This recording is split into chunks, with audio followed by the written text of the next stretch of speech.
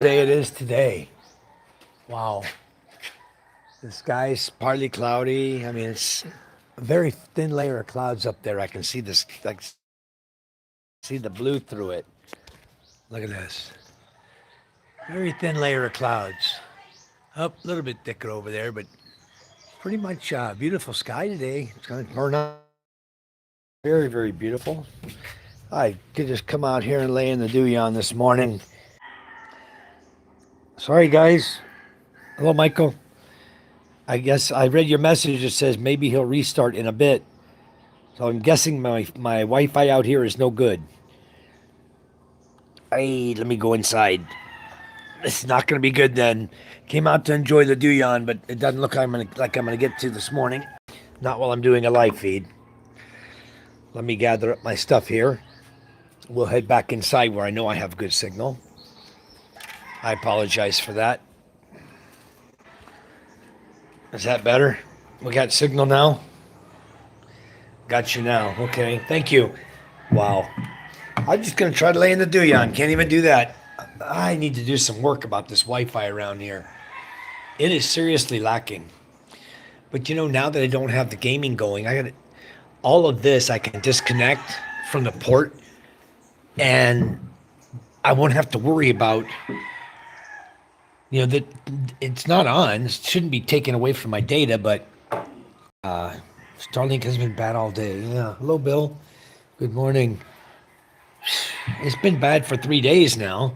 I haven't had strong enough signal to go Wi-Fi down in the beach area. I try to go Wi-Fi. If I stand in the middle of the street, it seems like the Wi-Fi works. I'm right under the antenna. But if I walk out away from it, it seems like it stops working. I don't know what the hell's going on. But anyway, hopefully things will change pretty soon. Maybe they got some satellites that went down or something. Who knows? Hello, Wheel Deal. Welcome to the chat. Thanks for coming in so early in the morning.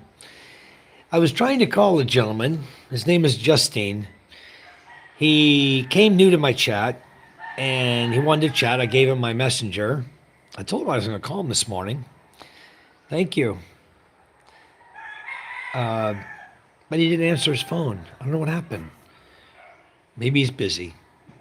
Maybe he's in the CR or something. I don't know. But I think I'll send him a message, tell him I'm live. He can come here and ask questions in the live, keep the conversation going that way too.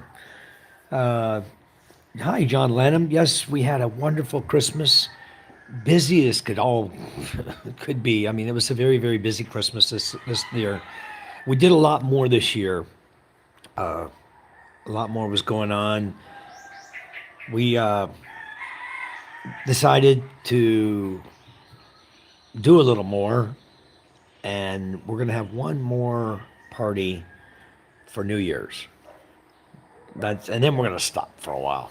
We'll have some karaoke stuff going on, but as far as parties, party, killing bad boy and cooking big meals and all that nonsense. We have one bad boy left, and I think Charm, either yesterday when we went to the market, she was trying to make arrangements for a guy to come and buy it, and I believe he's going to come today to buy that last bad boy. It's weighing it close to 100 kilos. So it's at the age when you can't leash on it. They don't want to leash on it because it's too big. But you can butcher them out and you can make all your dishes with it. So I think that's what's going to happen. Watch your video yesterday and comment is, oh my God, again. I don't know what's going on with that. I got to check that too. Which video was the comment off on, Wheel Deal? Because I'm certainly not turning any comments off. Must be something on my setup that I'm not turning on. Your pedicure. Let me go check it. Well, I apologize. I went over there. I don't know where to change the comments. Maybe I have to do it on my laptop. In the YouTube studio. I went to the YouTube studio on the dashboard. Bill Myers says comments work for me. Strange. I went to YouTube Studio just now. I guess I got to go to the dashboard. I'll check a look. I'll take a look at it. There wasn't much being said anyway on that one, but a few people did comment. But I'll take a look at it. I'll figure out what's going on with that one. This lady just, my toes get very dirty here, extremely dirty. And that morning, even my toe was dirty. And the lady says, "Oh, I'm doing nails." Okay. I sat down and she commenced to do my nails. She does a good job every time she comes. She tries to get the hangnail out of there, on the side of my toe, and sometimes it's difficult, but she'll get her done. But anyway, if you want to make a comment, go ahead and comment here, Wheel Deal. Say what you wanted to say. It's refreshing that, yeah. I'll answer you right here. Oh. But the thing about this really, really nice here is that you don't have to leave your house. If you wanted to get something, if you want to get some shopping done, you can ask somebody who's going to town to buy it for you and bring it to you. Unless you want a large amount of shopping done, then what we do is we can actually call the grocery store, and Charm does this. We call the grocery store or we messenger her. We give her a list of what we want to buy. And if you buy enough quantity, you have a driver available, they will drive it to you. But the problem is here, there's no way to drive it to us because the bridge is out.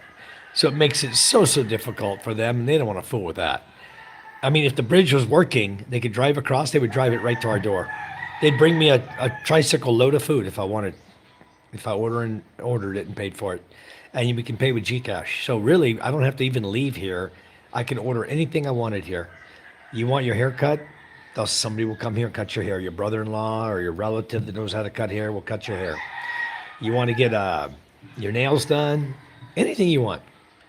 They'll take care of you. You want a massage? They'll come to your door. There's only the same lady who does nails gave me a massage one time, and she's not a bad masseuse. She's pretty good. But I don't usually get a massage unless I'm hurting. There goes my father going up to, my father was going to get the carabao and move it. He walks up every morning, he takes the carabao and he moves it to a different location for it to get more grass. Moves it around every single day. He checks his carabao, morning and evening. He'll go right now, he'll put it in a patch, and then later on this afternoon, he'll go back, he'll put it in another patch. He's not even using the carabao for plowing right now. Angel Gutierrez. Yes, I love coconut. It's awesome. It's called buko juice. I really, really like buko juice. And I got plenty of it around here. You can see, I'll just show you my camera right here. You can see where are you? Right there. You see the coconut right there?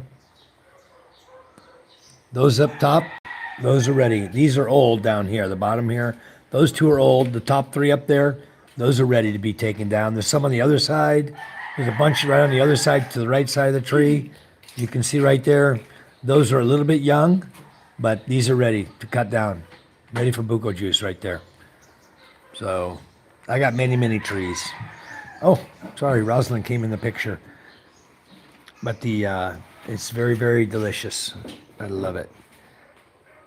Oh, wait, let me turn my message filter. I know it every time it's on top. Okay, I'm back to all. Good morning, Flesh Stick. All right, let's see here. What do we got? Hold on. There you go. Better to look at than me, huh? Good morning, Rosalind. You're so busy. Did you sleep well? Yeah. All right. Everything should be on. My other sister-in-law is walking down the sidewalk over there, doing her thing. She makes juice and she sells stuff in the village, different places.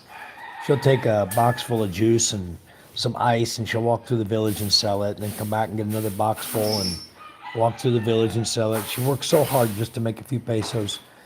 But her husband was working as a fish cleaner in Alaska, and it was a temporary job, so He came back home. He doesn't work right now, and so she does little things to, make a little extra money, keep things moving in the house. They have one son.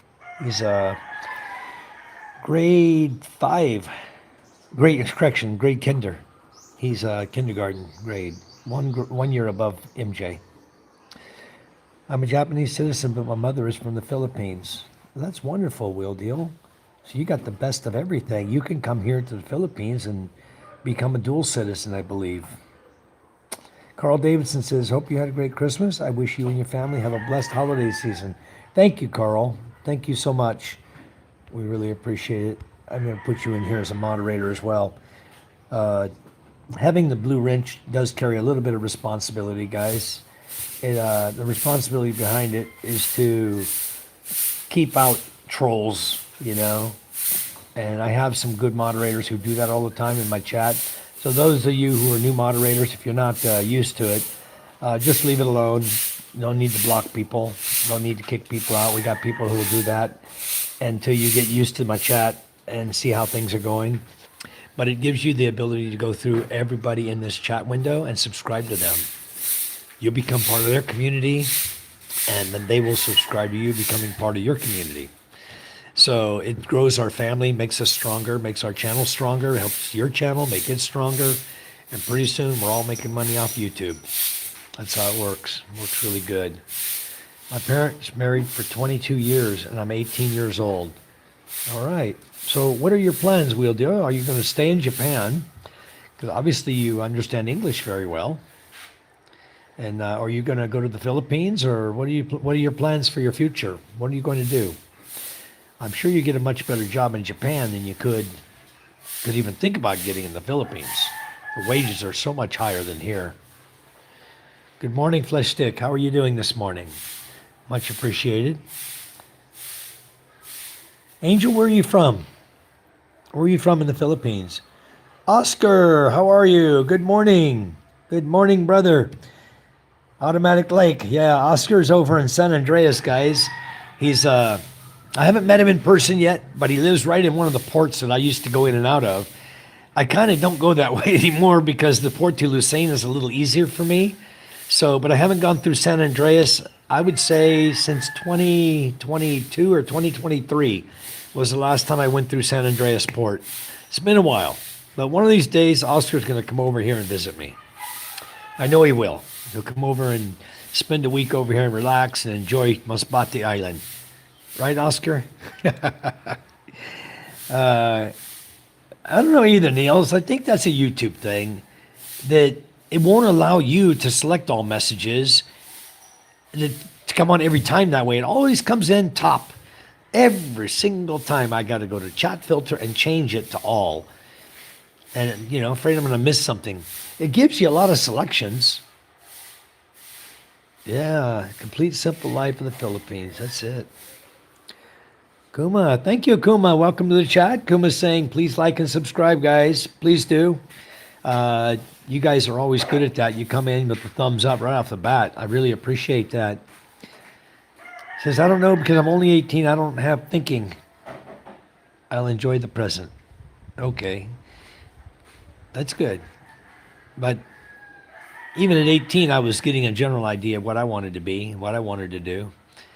And I joined the U.S. military. That's what I did. That recruiter asked me, says, so I went to him. He says, what do you want to be? I said, let me see your book. I took the ASVAB test. He said, ASVAB score that we can get you in. You can do anything you want. And I started looking through it, and I said, I think I want to go on submarines. He said, well, that's possible. He gave me a list. Here's all the list of everything you can do on a submarine. I looked at it and says, oh, this sonar technician, that sounds interesting. I want to be a sonar technician. He goes, well, that's a good rate, because he goes, you're going to go to boot camp as an E3. He says, you're going to E1. When you leave boot camp, you're an automatic E3. You finish A school, you're automatically promoted to E4. So, boom, you're already the 4th rank up by the time you finish your A school, get your schooling, before you ever go to C school. And I said, boy, that sounds good. I'd give you some more money faster, quicker, So Little did I know, the military didn't pay so much back then, but it paid okay. I mean, it was a check every month. You didn't have to worry about nothing, you know? A check, 3 squares a day, you were good. So I joined the military, went on submarines, and that's the beginning of my journey into life. So, and here I am in the Philippines. Amazing place. Amazing how things come around in your life.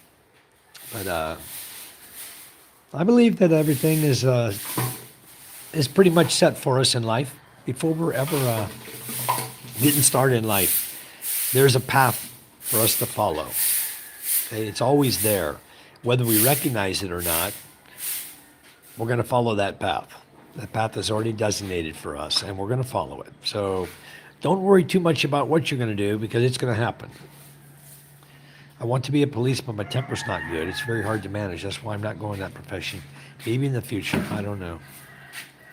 Well, if you're having management issues, I think that would be something you should address right away. Bullying is not allowed to me. Yeah. I would definitely address any type of anger issues you have. Get that out of your life and learn to have peace within yourself. Once you learn to have peace within yourself, everything else just kind of flows naturally. Everything will come, beautiful things will come, and you'll be all right.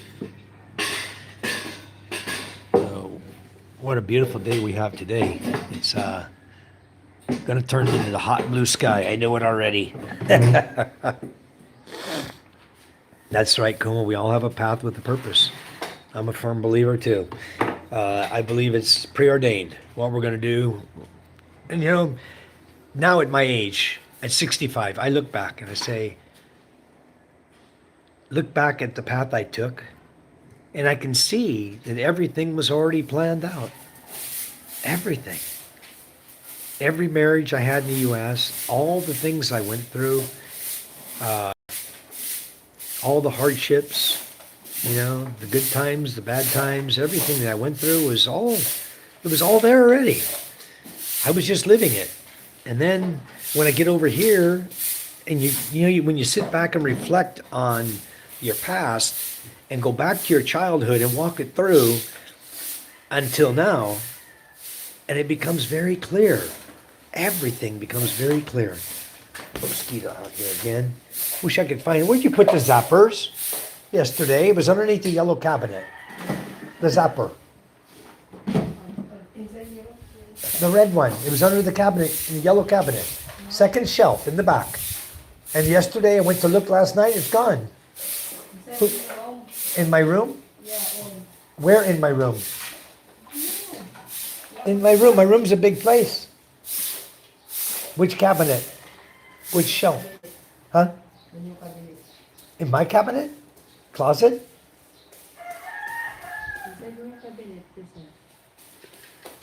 All right. It's in my cabinet. It's in my cabinet. I only have one shelf. That's going to be easy to find. Let me make sure my wife is decent. All right. Oh, she's asleep. Okay. Hello, John. Good morning. Good morning, Charm. I was sleeping. In my cabinet. It's in my cabinet, Charm. The what? The zapper. There in the corner. Behind the boxing bag of MJ. Okay.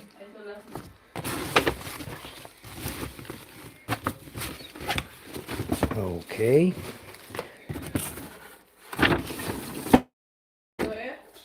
Wait, I'm still looking. I'm getting there. Ah, it's inside the boxing bag. Like I was supposed to know where that is.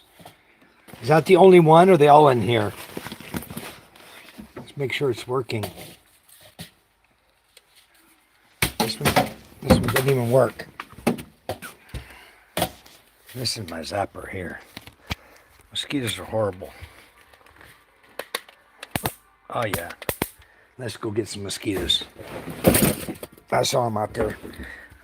Ah yeah, sorry guys. This thing is broken. I bet you can't guess where this was made.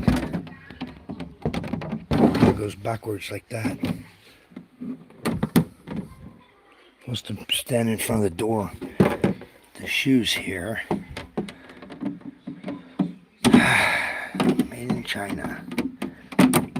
Freaking garbage. Always garbage. Made in China. Alright.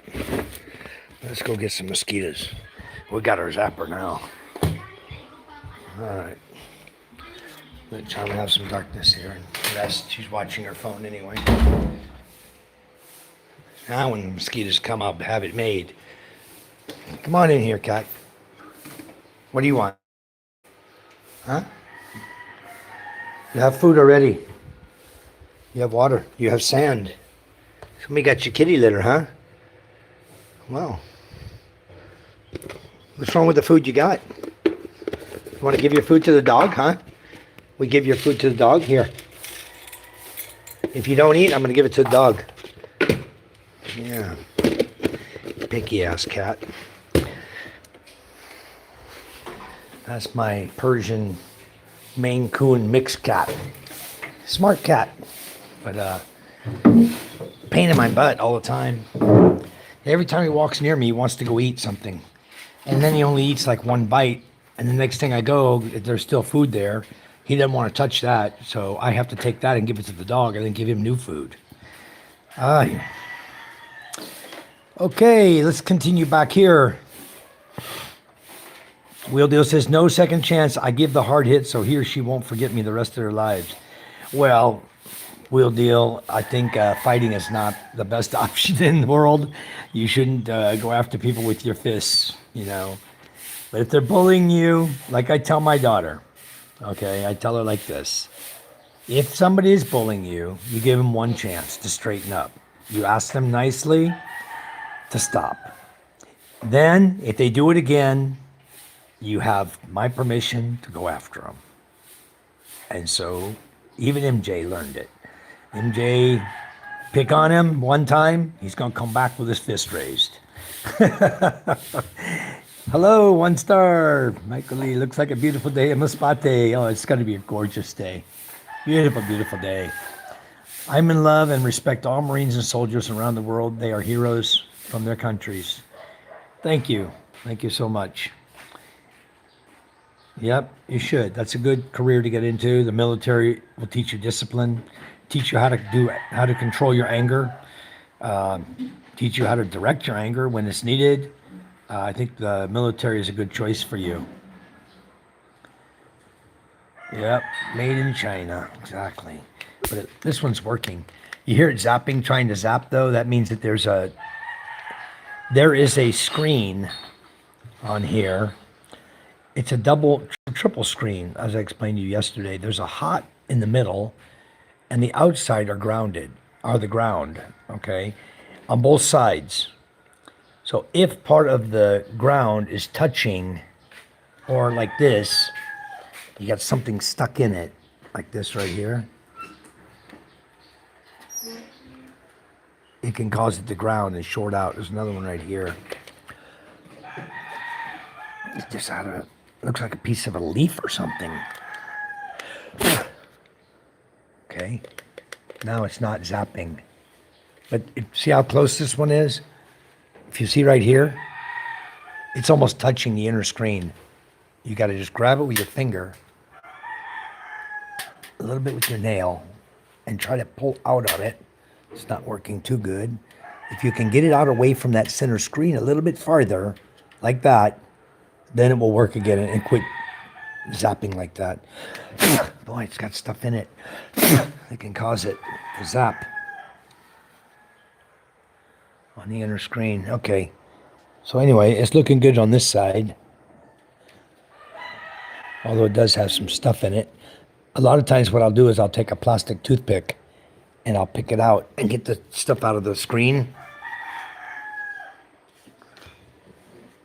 So I don't have an issue with it. Just a moment, guys.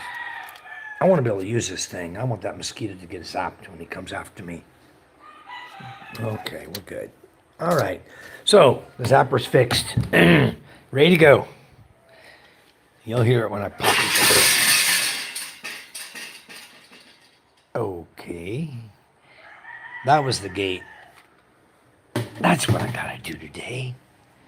I'll get my brother-in-law up here, give him some work, earn him some money. When we retiled the floor, and so the gate, of course, doesn't fit anymore because it's a little bit too high. Get the height of the hinge now. Let me show you what's going on. The hinge is too high for the bolt, okay? So I need to cut here, just cut this hinge we made. It's a homemade hinge we made out of pipe, right? So I just need to cut the hinge, move it down. Actually, you can't because I got this piece in the way, so I got to remove all this. Do the welds, remove the weld from here, grind it off with a grinder. Probably there's a tack on both sides. So I'll remove the tacks, move this ring down, then drop this down. I'm not even gonna worry about the upper ring because tension's on this one. I'll just drop this down, 1 inch, so the holes line up, and then I'll do it. And this is the same at the bottom. Just need to move it down. I'll ask my brother-in-law to do that. And let's get this gate rehung, and then we'll drill a hole on this side, and we'll have so the gate can latch up. That's what you just heard fall. I need to get this fixed. Got another one right here, but this one, they put it back properly. They were able to put it back so it actually latches and does its thing. So anyway, I can't even get signal out here at the Duyon right now. That's how bad my Starlink is. It bothers me. I got to sit up here on this hard bench when I could be laying in that soft Duyon, Yes, this is the racket we use for mosquitoes. Yep, it sure is. Preston, good morning. Nishimaya, that's the Chinese flag. That's where this blue racket's made for sure. That's where my shoe rack in my bedroom is made when the door fell off it. It's got 2 broken doors on it. Unbelievable, the cheapness of the stuff we buy. He commented flag, China flag. Yeah, he sure did. Because that's where this stuff is made. I tried using that against a housefly, but it's hard because they're flying fast. No, Nishimaya, I tell you, let me show you the secret to a housefly, okay? If I have any out here, I will show you the secret. Just a minute, I got a mosquito out here too. He's zipping around, I just saw him. I didn't pop him. The housefly, for example, let's say that the housefly is, let me see if I can show you something here. Okay, that spot right there. Let's say that spot is a housefly, right? And you have your zapper, okay? Of course, you don't hit the back of the bench, but if you have your zapper, what you want to do is you want to stay about 4 inches above the bench, okay? And then you want to press your button and go straight across. What happens is a fly takes off. When he takes off to fly, he takes off straight up. So if you're 4 inches above him, when you swat, he's going to land, he's going to go right into your zapper. Okay? You'll get him every time, or almost every time. Some people aren't fast enough, but I'll get him every time. I'm fast. I zap those suckers too. So I don't have any houseflies right now flying around here. I'll get them quickly so they don't reproduce and make a million, Good morning, Scuba. You're up awful early, huh? How's the sky over there? How's your sky doing? Yeah, I don't think they utilize any type of quality control on anything they make. I really don't. I think they just throw a bunch of workers out there and say, put these things together.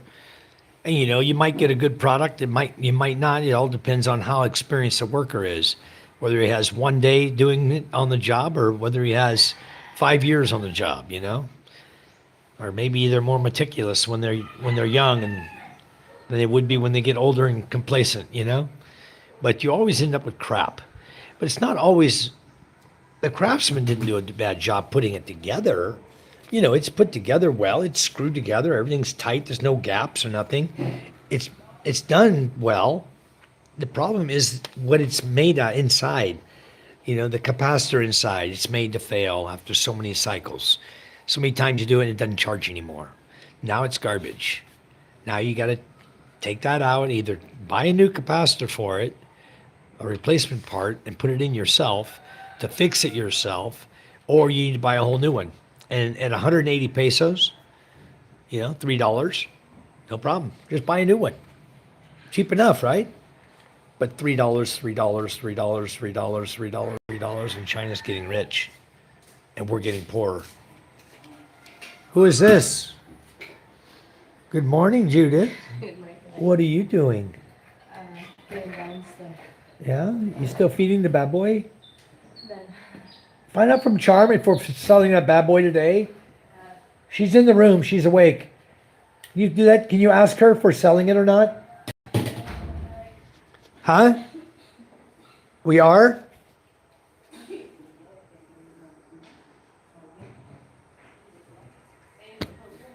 There's a fly. I think it's a fly or a mosquito coming around now. I'm going to get him. Anyway. Beautiful day. All right. I was woke up at 6:20 by a screaming pig, which they're cooking outside at the waiting shed. Yep, that's what they do. That's about the time we start around here, about 5 a.m. Butcher them and start cleaning them. It takes a while to clean them out, you know, with the hot water and you're scraping them with a razor blade.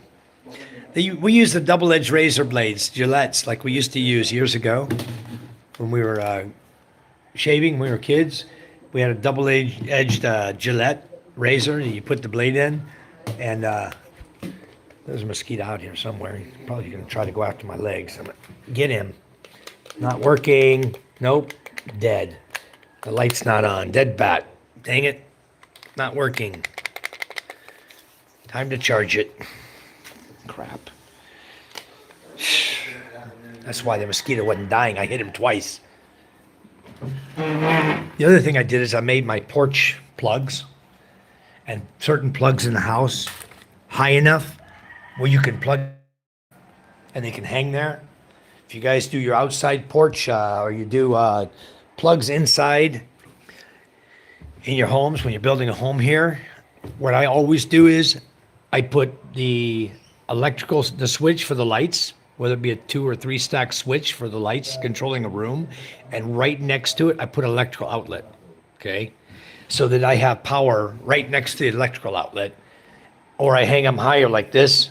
You don't have to worry about the electrical outlet. It's up high enough. You can use it. So I always do, I didn't do it on the living room, but I'm going to show you what I did here. What do you want now? What do you want? You want to go see Mama? I'll show you what I did here. Just like this. Put electrical outlet right next to it. So you always have a high plug. And then you have your lower plugs, of course, the ones that you got 16 inches off the floor. So those, it's always good to put extra outlets higher up in your home so you can hang things like those zappers, you know? I didn't do one on this one either, but I got one right there. But this one I got right here is high enough, see? You can hang it, one over here high enough. I did it in my garage here, okay, just like that, so I can hang stuff up here and plug it in. I try to do electrical outlets as per any American home. I want to make sure I have plenty of outlets. There's the laundry room, one for the washing machine, one for the dryer, which I'm not using. I'm using them both for freezers. But when you build your home, make sure you put plenty of electrical outlets. If you contract a Filipino to build your house in the Philippines, you're likely to get one outlet per room. That's probably what you're going to end up with. One outlet per room.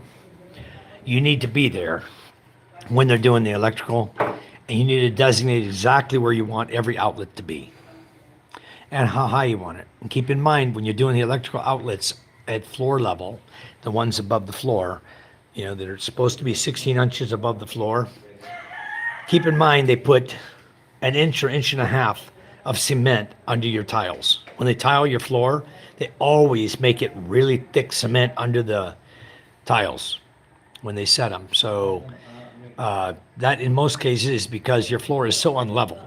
It's not like a U.S. home where they float the floor, the slab. When they're building homes, they build them right. Here, they don't do that. They just pour the cement, semi-smooth, flat, what looks flat to them to the eye. But when it comes time to do tiling, you have, to make it level, you have this much on one side and this much on the other. So they do that by building up cement to make the floor level. And they do actually, in here where I live, they take a level, like a string level. They'll tie a string and they'll check it with a string level for levelness, or which way they want to slope it if it's going to be in a CR for the water to flow. They'll use a string level for that, and they'll pound nail in each end of the room and across the room, and then they'll lay the tile accordingly, and they'll follow their string line. No ground. 1 star. No ground. You can put your own ground in, and I recommend you do. Brian Crawford says, Mike, I'm so proud of you. I've seen your first ads. Way to go, bro. Thank you very much, Brian. We're finally getting there to get some AdSense. And when you're watching the videos, if you skip the ads, they don't pay me nothing. They pay a real tiny, tiny portion of money to you if you skip the ad. If you watch the ad, I think it's 30 seconds or 20 seconds, whatever the ad length is, or even clicking on the ad itself would take you off my video, but then you only have to stay there a few seconds. You can come back, and that tells YouTube, it's saying to YouTube, oh, the ad's working. It's attracting the guy to go to the advertiser. Say, so they recognize that. You stay like 5 seconds, you can come back off and go back to my video and watch it. But I think it's 30 seconds to watch the ad. Sometimes they throw 1 or 2 ads up, and that benefits me. All right, that is a benefit to us who have put the content up to help our channel, to pay us a little bit of money. AdSense is very, very low. It's not a lot of money, guys. Not a lot of money. But they'll put ads throughout, beginning, middle, end. They'll pick spots in your video where they feel it's good content that's grasping the audience, that the audience is going to come back after the ad, and that's where they'll place your ads. They do it all. AI does it for you. We have no choice on that. If you're going to do the outlets, the best way to do them is if they're outside and if they're doing the higher outlets, they should always go up and down. I don't know some people like to put them sideways, like they did the one on me. When they do it sideways, it sucks. You can't hang nothing from it. Okay? So you should always be up and down on your outlets. But over time, the outlet will wear out inside, and then you'll get better connection if they're sideways. So it depends on where they're at, the situation, but I've always installed them up and down, vertical, always. They seem to work the best for me. And I don't have things falling out of them too often, but if it gets that weak, I just pull them out and replace them. Get rid of them. Put a new one in. You can play with them. You can reach in with a small screwdriver, not while it's hooked up to power.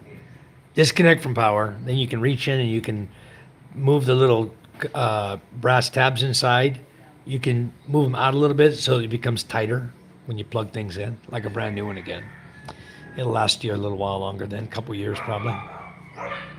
Please like and subscribe. Our house is all sideways. Yeah, I know. And if you wanted to hang a zapper, Steve, you can't. Because you can't hang the zapper sideways. It's too heavy. It's going to be pulling against the tabs. So you can't do it. You need to have an extension cord then to plug in your zapper. So it should have been vertical, but they do the sideways thing because they don't know any better. They have no clue. They don't know why it's sideways or why it's vertical. They have no idea. They just do what they see. What they've seen in the past or done in the past, that's how they're going to do your place. But you can tell them how to do it. There's nothing to stop you from telling the builder how to build your house. If he doesn't follow what you tell him to do, stop all work. Explain it to him again. If he does it wrong again, get him the hell off your job site. If he's not listening to you or telling him how you want your house built, Goodbye. Find another one. There are a dime a dozen here. And there are a lot that listen to you. So that's one thing about building your house. Build it for you, not for them. So don't let them do it their way. Otherwise, it'll be screwed up. Guaranteed, it'll be screwed up. They went to my sister's house, my sister-in-law, and they did all the electrical. About half the lights weren't working, half the plugs weren't working. They screwed everything up. The way they connected it up in the junction boxes in the ceiling, everything was screwed up. I don't know what the guys were thinking. They didn't test it. Whatever. When she got power applied to it, nothing was working in her house, and she had to hire another electrician to come in and check it all out for her. I didn't get involved in it. She was insistent. She wanted to build her house her way. I said, okay, you do it your way. And I let it go. And I didn't help her build her house. The only thing I gave her advice on was when they put the cement outside, the walkway outside the house, her living room, which was down a little lower, her living room was a couple feet down, two steps down like mine is. She was getting flooding in her living room. Well, every time it rained hard, it would flood in her living room. It was coming down from the walkway behind the house. There was a crack right along the house, all the way down the full length of the house. The water was running right in the crack, going right down under her flooring and popping right out on her living room floor, right on top of the tile. Big puddle of water every time it rained hard. So I went up and I helped her with that one. I gave her advice on how to stop the water from coming into her house. And now no more water. Her house is okay. Yep. Hello, Vix. Good morning. Vix6420. How are you and where are you from? David, good morning from Oslab, Cebu. You're still there. Very nice. Are you going to stay there through New Year's, David? You have one hotel, or are you actually moving around, or do you guys just settle up in one place to stay there for the whole time?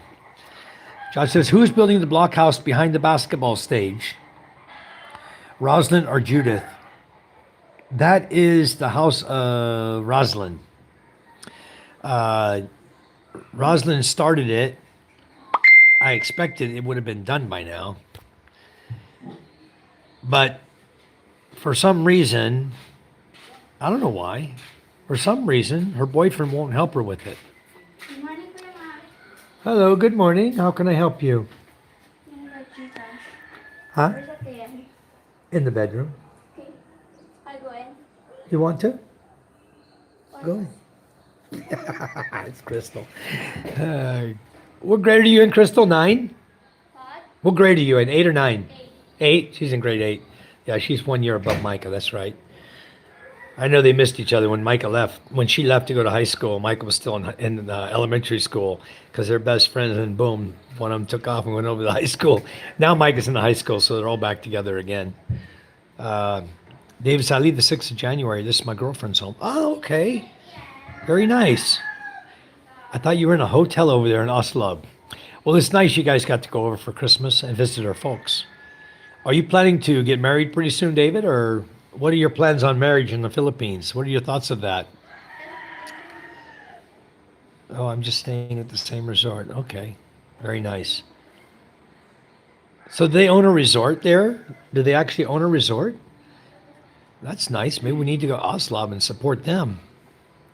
Shh. Don't talk about marriage. Your girlfriend's going to hear me. I understand. I'll not say that anymore to you.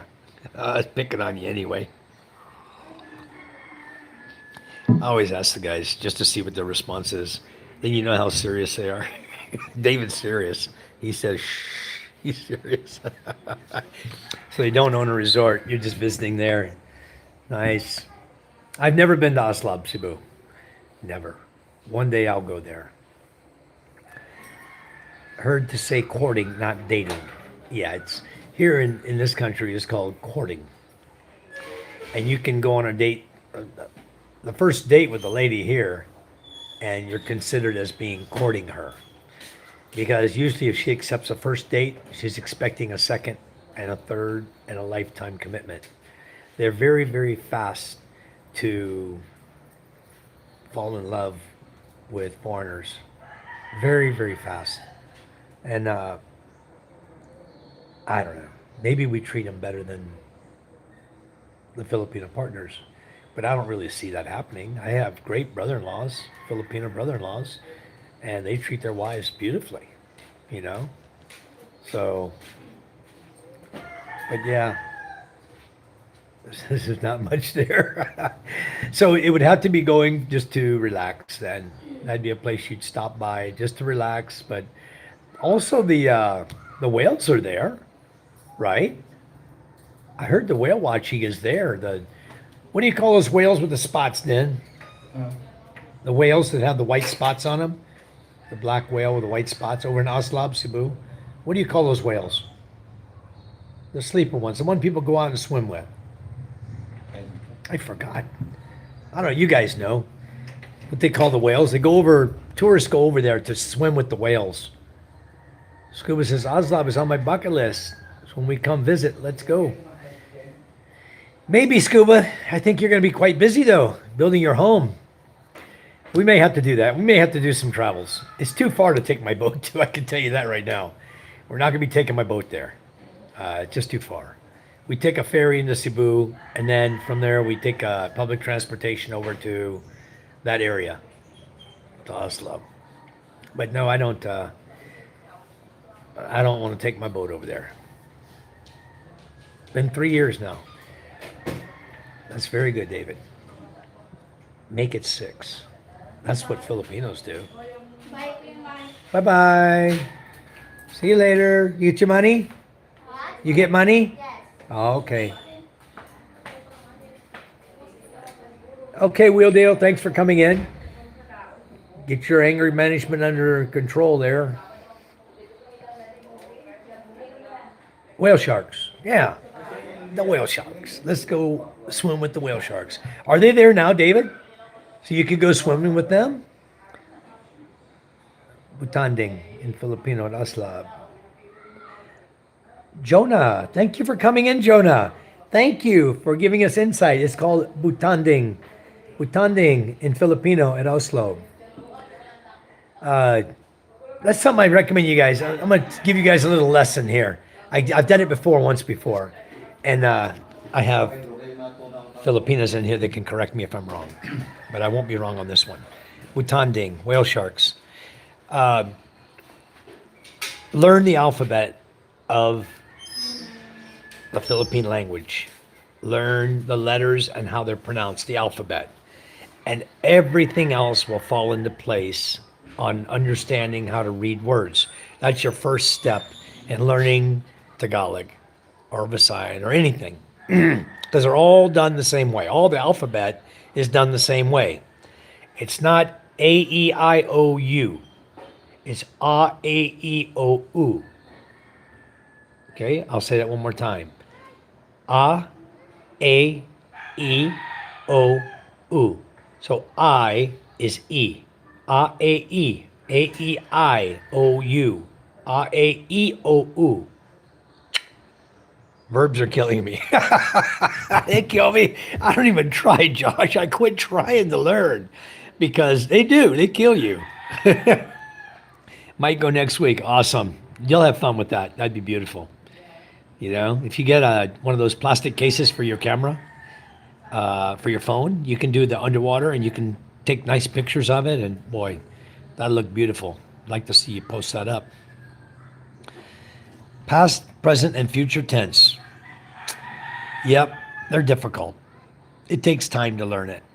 I haven't really bothered, Josh. I learn a lot of words, but I don't. If I could learn the verbs, some of the nouns are long too. The word's this long and only means this much. Yeah, it's very difficult. And they use 5 A's in one word, you know? So you got to pronounce them all and never mind. You guys that are studying Tagalog, kudos on you. I'm too old for this crap. I'm 65 years old. And it's very difficult for me to try to sit down. You guys see me. I don't have the time to sit down and learn Tagalog, to really learn how to speak it. Now, I learn in words from Charm, and I learn some small sentences, you know, I walk past somebody, tell them kumusta ka or uh, magandang umaga, magandang hapon, magandang gabi, good morning, good evening, good afternoon, or afternoon, evening, that type of stuff. That stuff you're going to pick up in time, you know. And most of the other stuff you really don't need because everybody speaks English here. If they don't, they'll tell you, you give me nosebleed. And then you just tell them, well, didn't they teach you that in high school? They teach everybody English in high school. You must have been asleep during class. Put it on them. I will soon make Messiah lessons. Please subscribe. All right, Jonah. I wish somebody would really teach me. I need an active teacher. I can sit down an hour or 2 hours a day with right here where I live and actively learn, try to learn how to speak it. And my wife doesn't have time for that. My housekeepers don't have time for that. I probably could hire an elementary school teacher and start learning. Because a lot of teachers are unemployed, waiting for their first gig, to get to teach. So probably I could do something like that if they have the time for it, but I'd have to pay for it. And I don't know. Learning the language, I just speak English. It's so much easier. People understand me. Even the kids around here tend to understand me. So when I was talking Philippines to my 75-year-old mother this Christmas and mentioned whale sharks, you would have thought I asked her to star in a Jaws movie. Wow. No, whale sharks are really cool. They're so timid, or so calm. They don't bother nobody. They don't bother anyone. Morning, Josh. Hi, Steve. Thank you, Scubas, for subscribing. Welcome, Jonah. I'm 65. He says your number's 65. I don't have my other phone with me. I went through the other day to make sure I was subscribed to all you folks, and I had missed a couple. I think one star I had missed you, or I was subscribed, and I don't know what happened. But I went through again and made sure I was subscribed to everybody. Oh, Charm's watching my feed right here. See? But I'm going to click on you here. Where's Jonah? Jonah, I think I'm already subscribed to you. Yeah, I'm already subscribed to you. There you go. I'm already subscribed. But I'm going to ring your bell. Okay. I've been turning off a lot of the bell ringers, guys, because my phone, everyone I subscribed to, I used to go give them the bell also. And boy, you wake up in the morning, you lift your phone up, and the phone just starts going wacko. Ding, ding, ding, ding, ding, ding, ding, ding, ding, all the notifications. Ding, ding, ding, ding, ding, ding, ding, ding, ding, ding, ding. I'm like, holy crap. Turn that crap off. So people I weren't actively going in and watching. If I want to watch their channel now, I go to my list of subscribers, and I'll click back on them, and I'll watch some of their content. Or I'll catch some. I'll get notifications for some still, but there's just so many that it just drives me batty when the phone starts dinging like that and all the notifications popping up. Sound like your phone's going crazy. But anyway, Charm's watching me here. She's charging my other phone, and she's watching the channel in here. Charm's a good watcher, but she's watching on my phone, so it doesn't count. But there are other people. A lot of people coming here to watch. We got 19 people, for example, watching, right? And we got 19 thumbs up. But a lot of those thumbs up came from people who were already in the chat earlier. And they gave thumbs up, then they departed for some reason. So the 19 that's there means somebody hasn't given a thumbs up yet. They just came in and they're watching, but they haven't liked the channel or decided if they like the channel or not. It's nice if they would decide they like the channel, come back and visit with us. PK, good morning, PK. Where are you now, PK? Are you in New Mexico? Are you Arizona, California? Where's your adventure going on? There goes John. Where are you going, hon? Why are you taking a towel with you? You taking a bath in the ocean? No. Oh. Huh?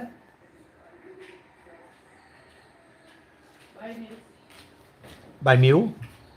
Nails. Nails? Ah. Are you selling the bad boy today? Maybe. Do you have a The buyer? buyer coming here. He's coming?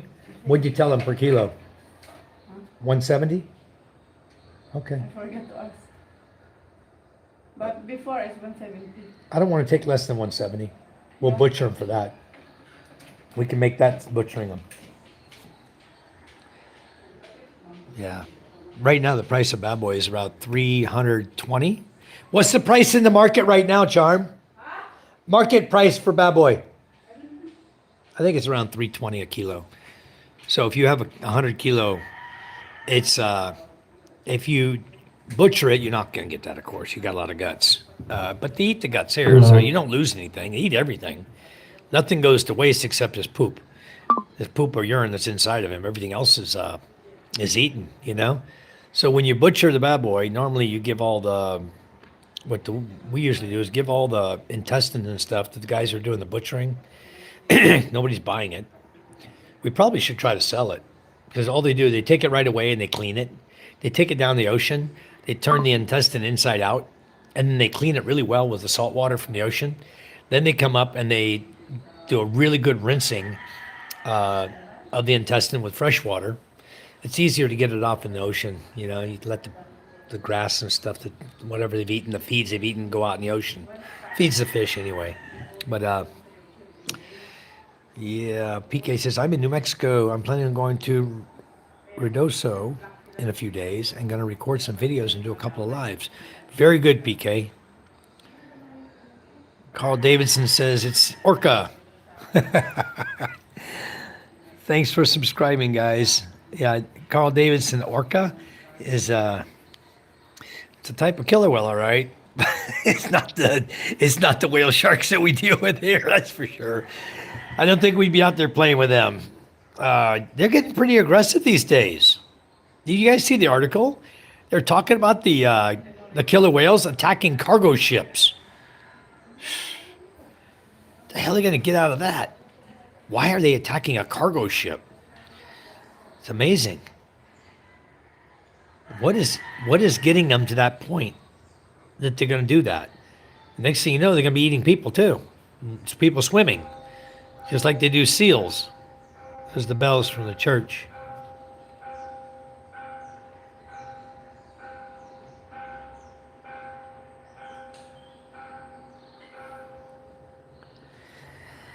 Okay.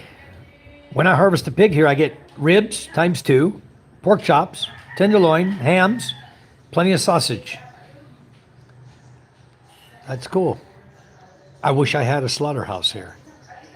So I would love nothing more than to have some good old sausage. And I know I can make my own. I haven't got the meat grinder yet, but Charm and I have been talking about it. I used to make my own sausage, venison sausage.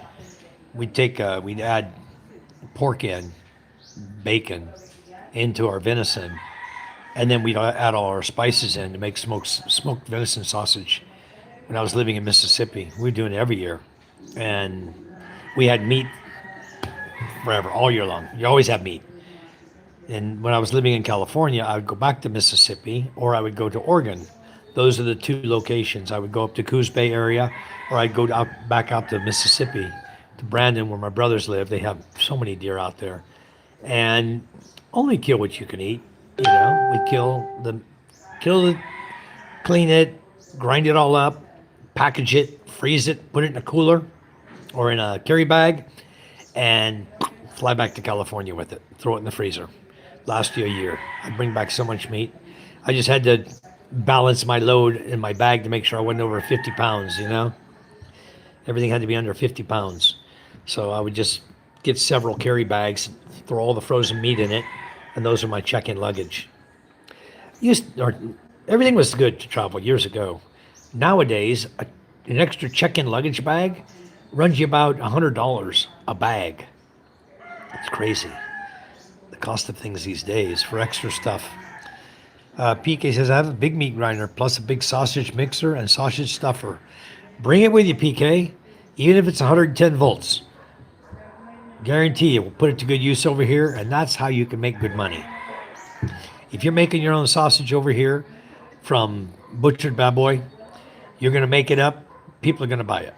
You make it, smoke it, people will buy it, especially if you give a good taste to it. When they test it, they taste it, they go, wow, how much per kilo? And you give them a good price on that, all day long. Uh-oh, Nightbot got somebody. In the winter, we do a blend 50-50 deer and pork. Yeah. Because they're so lean, there's no fat at all on them. You got to do a blend to get some fat in there. But boy, that was all I hate. I didn't buy hamburger meat in the store. Ever. I never bought ground beef. I always had venison, venison mixed with pork. Very, very yummy. Hello, Scott. Good morning. So you're flying today, Scott. You're flying to your new home. I want to ask you, Scott, you guys have a house over there already? You have land and a home already? Bearded bull got timed out for 5 seconds. Wow. Mine are hand crank, but the grinder can be hooked up to a motor.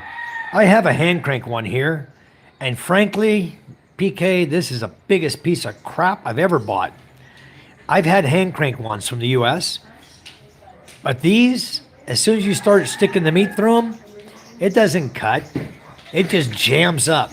The tendons in the beef here, it just jams the damn thing up. You can't really grind meat here very well with a hand grinder. The blade's not sharp enough or the clearance is not proper. It's just a piece of crap. And you wouldn't guess where I bought that from. RMX Art, hello, good morning. Thanks for coming in. I had a great holiday season so far. It's not over yet, guys. Charm and I bought fireworks. We're going to have a New Year's beach party with fireworks and family and friends, and we're going to light up the skies a little bit, have a little fun. Have a bonfire going, have a little fun on the beach. The only thing is, I'm thinking I'm either going to buy mats, like Hawaiian mats you can lay down to sit on the beach, or I'll get the lawn chairs. What do you think, Sean? We buy the Airmac matting to lay on the beach to sit on when we're down there having parties. We could lay those out and sit on them. Keep you from having sand all over you, wouldn't it? That'd be cheaper too than lawn chairs. Airmac? I don't know. 300 each. Lawn chair costs 900 each. Yeah. You know what they put on the siding of houses? We buy sheets of that, 4x8 sheets. Put it on the beach. Hope you have fun with the fireworks. And thanks, Michael. Yes, we will definitely be having some fun. PK, can you check RMX for me? PK said this one is pretty good, but it has to be hooked up to a motor to really get through the tendons and stuff. I'm going to buy one. They have them, guess where they're made? On Shopee and Lazada. They have some decent ones, some heavy duty ones. And I was thinking to buy a food processor like we had in the US. That would grind everything up real fast. But I'm also going to do the meat grinder so that I can grind the meat and make sausage from it. My brother had a really nice one in Mississippi, a big heavy duty stainless steel. I forgot what size the electric motor was on it, but it was a heavy duty grinder. I mean, you can run the thing all day long, grinding meat. And that's what I need, a commercial grinder to do it. There's a bee. Sometimes the zapper even works on bees. I've used it against bees before. I see a bee up there. I'm charging the zapper right now. I'm probably charging enough to zap him. Wow, that's not a bee. What the hell is that? It looks like a mosquito.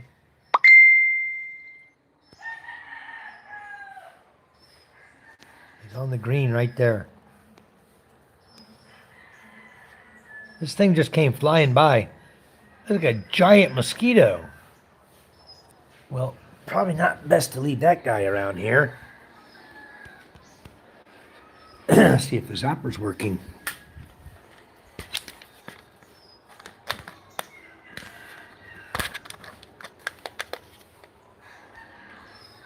I'll just smash him. Oh, I got him. He's zapped. He's dead. He fell in the branch. Guys, my guayabano's going to have mega fruit this year. I was looking at this yesterday. This guayabano tree. You guys like guayabano called soursop? But you look up here, let me show you this. Look at this. See the red ants are on it. Red ants are back. But the flowers, many flowers. You know, look at this. Many coming. This tree's going to be loaded with guayabano this year. And it's strong enough to handle it. The other guayabano, I have two guayabano. If you look right here, I have a guayabano here and a guayabano here growing. And here, this one is guayabano. So I have three. But this one, yeah, these are different. This is a malunggay in the middle there. That's malunggay right there. This is guayabano right here. I have, about a foot apart. They grew up together, and boy, they're gonna make some fruit for me. This is the tree I attacked the ants. I'll get slippers on, don't worry. I think we got ants coming back here, Charm. Somewhere. But boy, look at all the fruits. I mean, I'm gonna have many fruits on this tree. It's gonna be outstanding this year. We'll get some guayabano. Fruits are coming this time of year. We start seeing all the flowers coming. The only thing I'm a little disappointed, I don't see any of the, let me see if I can get this fly here without whacking my coffee. He's over here trying to eat my coffee. The apple tree, I'm disappointed because this time of year, it starts to make, all the blossoms should have been out already and the apples should already be on the tree. And we had those three typhoons that came through in the last one. I think it took all the blossoms off the tree. Just a strong wind, so I don't know if we're going to get any. No, it wasn't a spider, RMX. Definitely wasn't a spider. That guy was flying. He came flying like a mosquito right past me. Oh, let me see here. Scuba sent me something on Messenger. Be right back, guys. Wow. I like it. I like it, Steve. I like the second and third one. Those are nice. Those are heavy duty commercial ones. I put a lot of thought into what to make for a little food cart there, and a grinder is definitely going to be a part of it. Yeah. You know, what I always wanted to do, PK, and you had the right idea when you were talking to Scuba about buying the chariot or getting yourself a chariot. Chariots are really cool, okay, because it is big enough you could do a small kitchen and sleep in at the same time. It would be easy to set yourself up a pizza, mobile pizza. Very easy. Charm and I talked about it for years. I've been talking to her about it. Just for the Ballard area where I live, there's 23 different barangays. And so if you covered 3 barangays a day, that's all you went to, 3 different ones a day in one day. Set up, stay there for about 3 hours. They're going to get to know you. They're going to know that you're bringing fresh, hot pizza right to their barangay. They're going to come and buy from you. Okay? People love pizza here. They go all the way to Masbate City to buy pizza, to bring it back to here, to Ballard area. Crazy. But if you had your own mobile pizza, because once I get my land in Ballard, that's one of the things I was considering putting there, is like an Angel's Pizza type thing. Maybe I'll franchise from Angel's.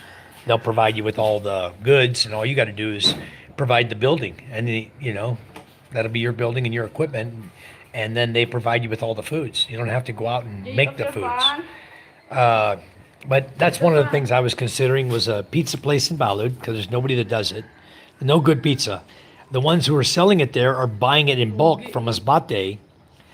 Frozen pizzas are bringing the pizza here in boxes, already in the Papa John's boxes, and then they set them up, and they probably sell 20 pizzas or more a day. There's actually good money in it. It's a good little business. So hot dogs was one thought. Everyone does it. Don't even think hot dogs. Don't waste your time on barbecue pork. Everyone does it. I'm telling you, PK, nobody is doing pizza. So do pizza. If you want to make money, do pizza. I know. I make money selling pizza, but I'm in one village and I'm not going to take it outside the village. So trust me on that. You're probably not going to get a lot of liking for burritos and tacos and all that.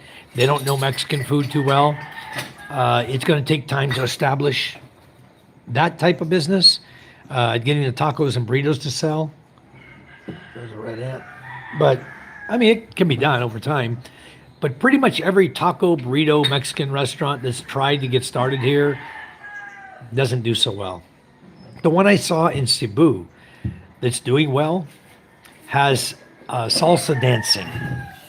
They hired a salsa instructor to come and they teach people how to do salsa dancing, Mexican dance, in the restaurant. They have an area for dancing upstairs, like a bar, resto, bar type thing where you can order food, Mexican food there, and you can go there and sit down and relax and watch all the dancers dancing salsa. And a lot of people get into that. So if you're going to try that kind of business, that will work. Give you guys some business ideas because I'm too lazy to get started in another business. Really, I'm not, but it's just a lot of work to run businesses. Ah! I think I got it. Nope, I missed him. One fly came around. Good morning, MJ. What are you doing, son? Did you sleep good? You still got lines on your face from your blanket or your sheet. Huh? You sleep well? Yeah? How you feel? Strong? Good? You want to go do some exercise? You want to go do some punching bag? Huh? Lift some weights? Have you eaten breakfast yet? Why don't you ask Indai to cook you some breakfast? After you eat breakfast, we'll do a little workout or something, okay? All right? All right, we'll do it. Tell her what you want. She'll cook it for you. You want fried egg or you want scrambled egg? What do you want?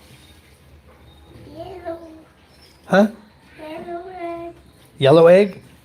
So you want it fried? With runny yellow? You like the runny yellow? Indai? Can you make my favorite and also 2 fried eggs for MJ, please? Thank you. One. 1 egg only? 1 only? You sure? One for me. 1 for Charm, 1 for MJ. Fried egg. Yeah, never mind the hot dog thing or the chicken intestine on the barbecue pork. You know, you probably make money on barbecue pork. They take they take like 5 pieces of pork, about that big, right? And they stick it on a skewer with a little bit of, 1 piece is just fat at the bottom and maybe a piece of fat at the top. And then the rest is like 5 pieces of meat in the middle, small little tiny piece of meat. And they grill it on the grill. And they charge 5 pesos for that. And It's not. how much is that? 15 pesos. Oh my God, it's 15 now. 1 stick of barbecue pork is now 15 pesos. Go for it, PK. That's a cheap way to make a lot of money.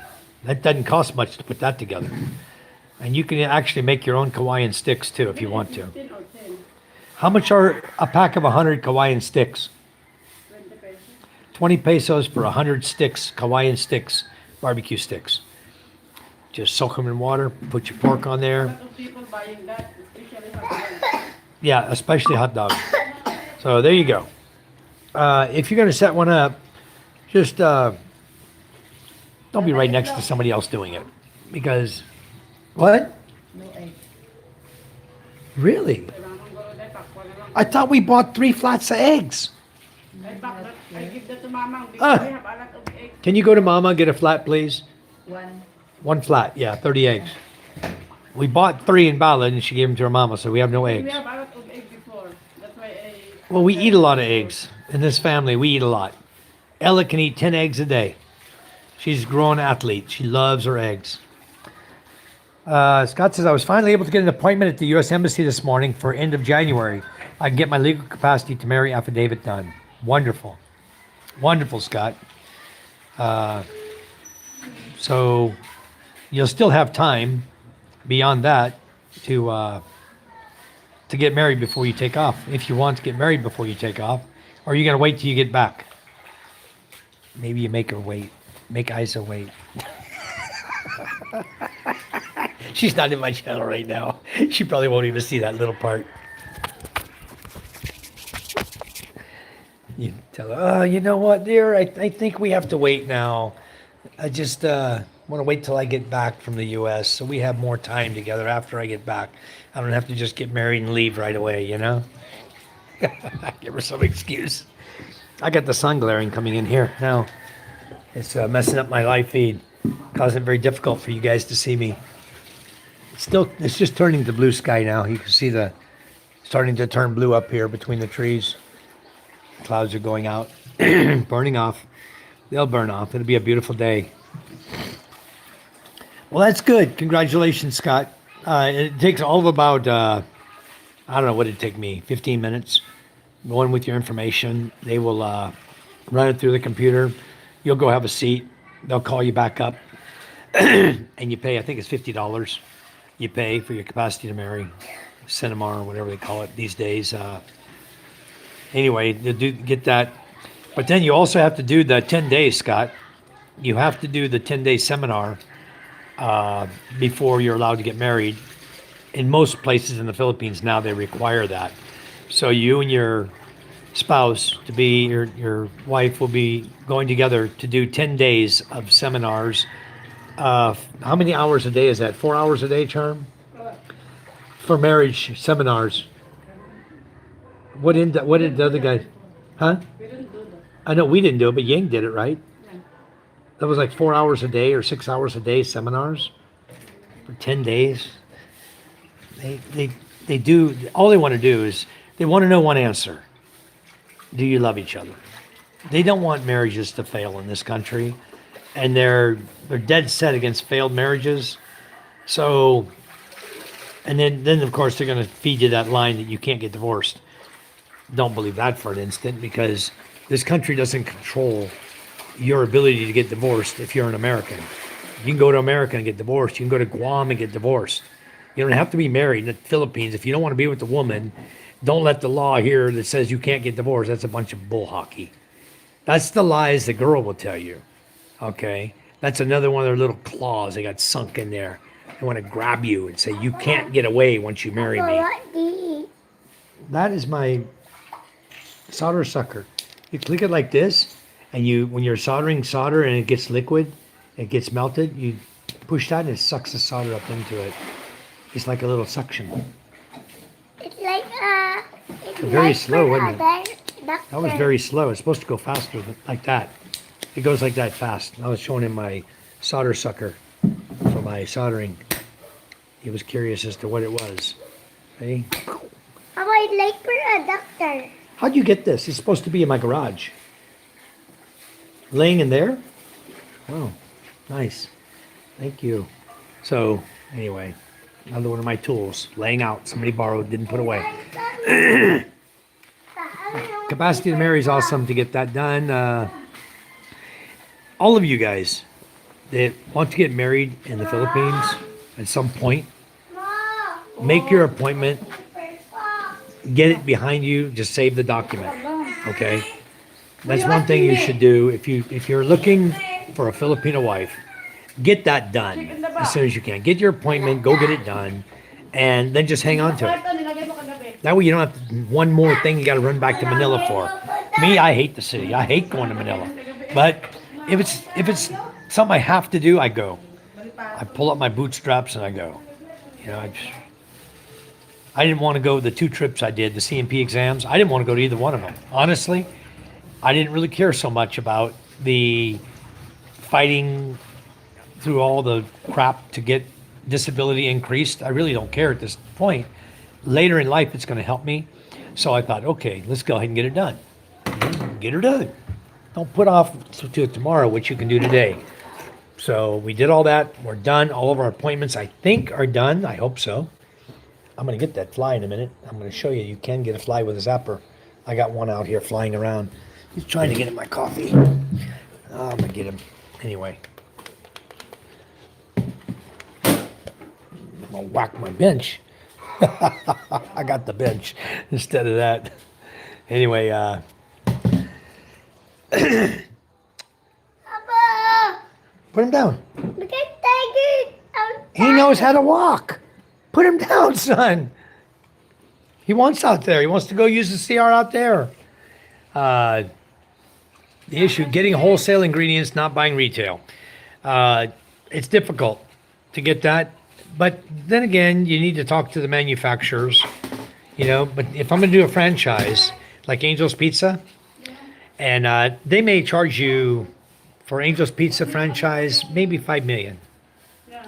for a franchise. Jollibee, I think, is 8 million. Might be a little more now. They may have gone up in price. They were about 8 million before. But when you think about it, like even in Ballard, there's no Jollibee here. That fly is bothering the hell out of me coming around. He zips in, zips out, going all over the place.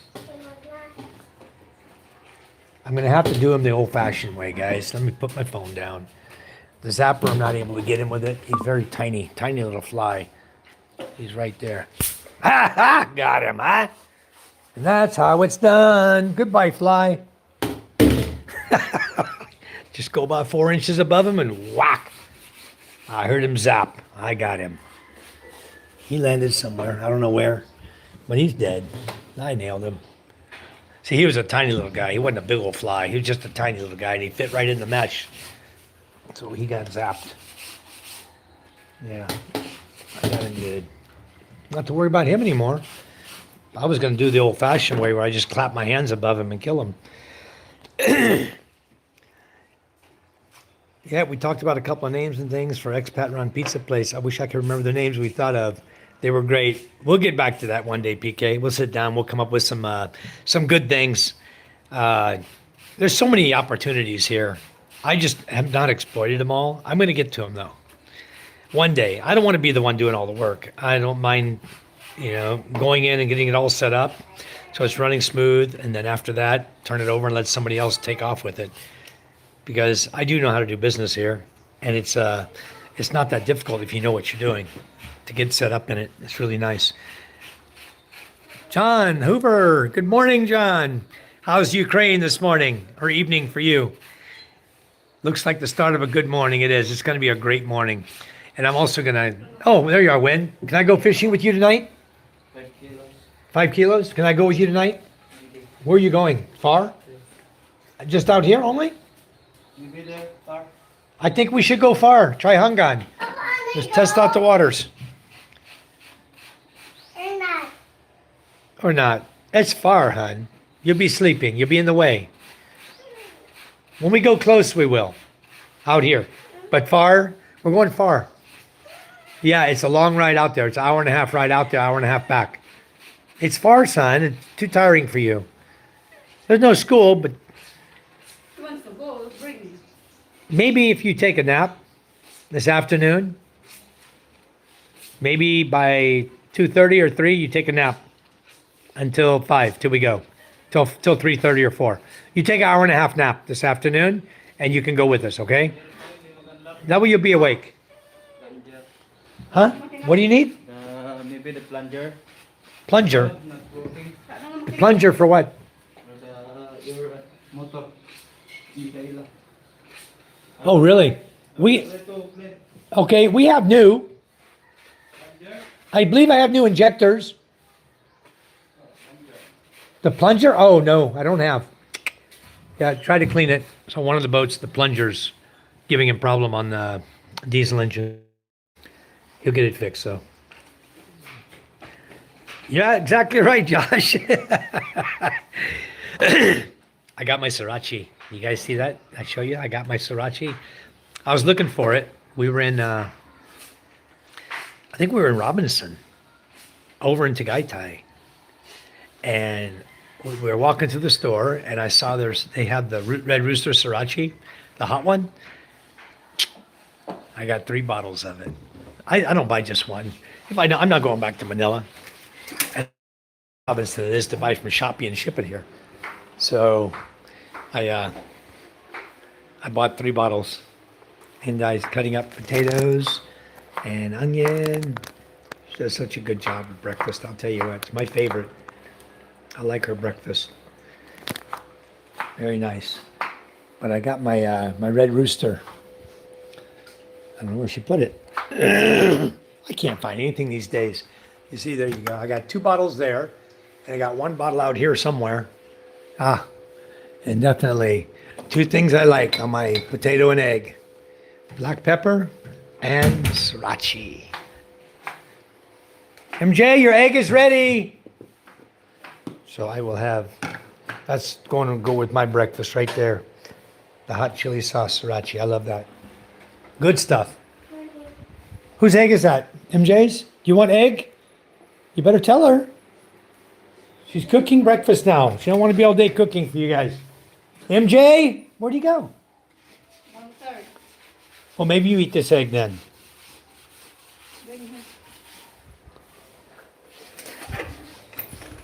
You want black pepper on it? No? She don't like black pepper on hers. Charm. MJ's not here. So we'll cook one for MJ in a little bit. We'll make one for MJ shortly.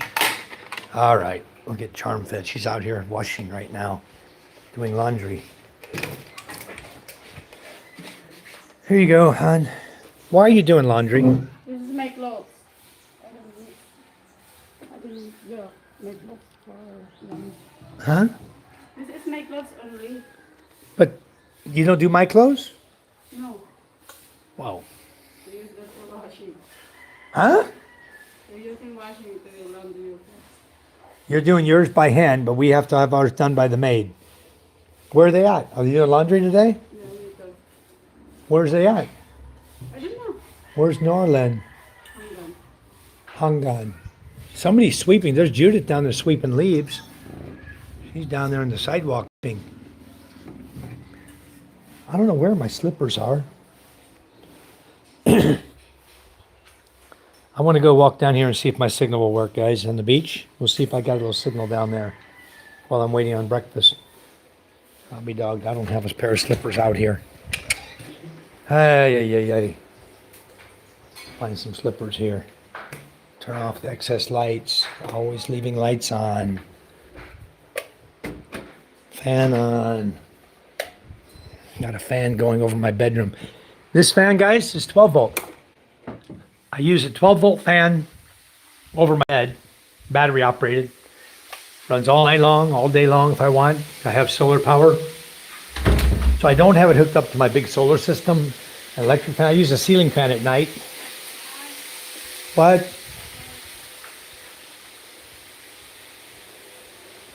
What? Huh? Water? Oh, wait. Sean wants some water to drink. And we make our own water here, our own purified water. We have our own well. We have our own electricity. We have everything we need here to be self-sustaining. We can make it here.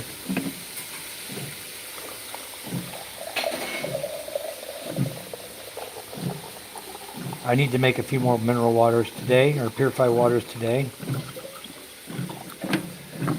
I have a bunch I made the other day. I think I've got about 12 out there right now. All right. Sorry about that, guys. I'll let you see my house walking through my home. Here you go, hon. Too big. Too big or not too big? Too big.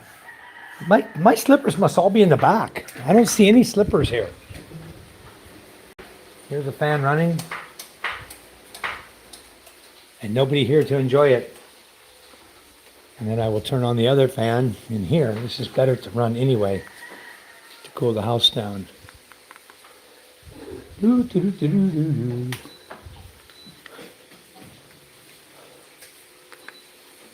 Okay. Cool the house down. Let it circulate the air through the house. The ceiling fan.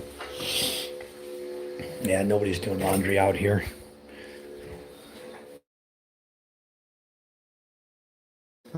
Okay. Now we'll try to go downstairs, see if we have signal. If I lose signal, somebody send me a message on Messenger, please. I'll get back in safe zone. Come back to you guys. Calamansi trees. Peppers are empty. I need to tie this guy up. He's falling down. This pepper plant up here where he belongs. Okay. More calamansi. I always like to inspect them in the mornings. especially since I saw butterflies coming around yesterday. And they love to lay their little eggs here. Next thing you know, all your leaves are getting eaten away. So I just come out and do a little cursory glance, make sure I don't see any little black and white caterpillars on them. If I do, I straighten them up, kill them. All right. But you know why I don't kill the red ants on the guayabano? I don't like to kill them because I think they're pollinating the flowers. They're going around, and I think they're giving me actually working to pollinate the flowers because the fruit always comes. They're not eating the fruit, you know. But I just don't. 4 nests up there the other day. Ray was asking about jackfruit tree.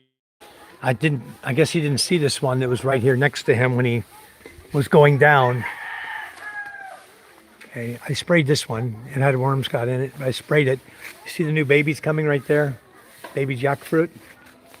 We're gonna get a lot this year again. It's gonna be full.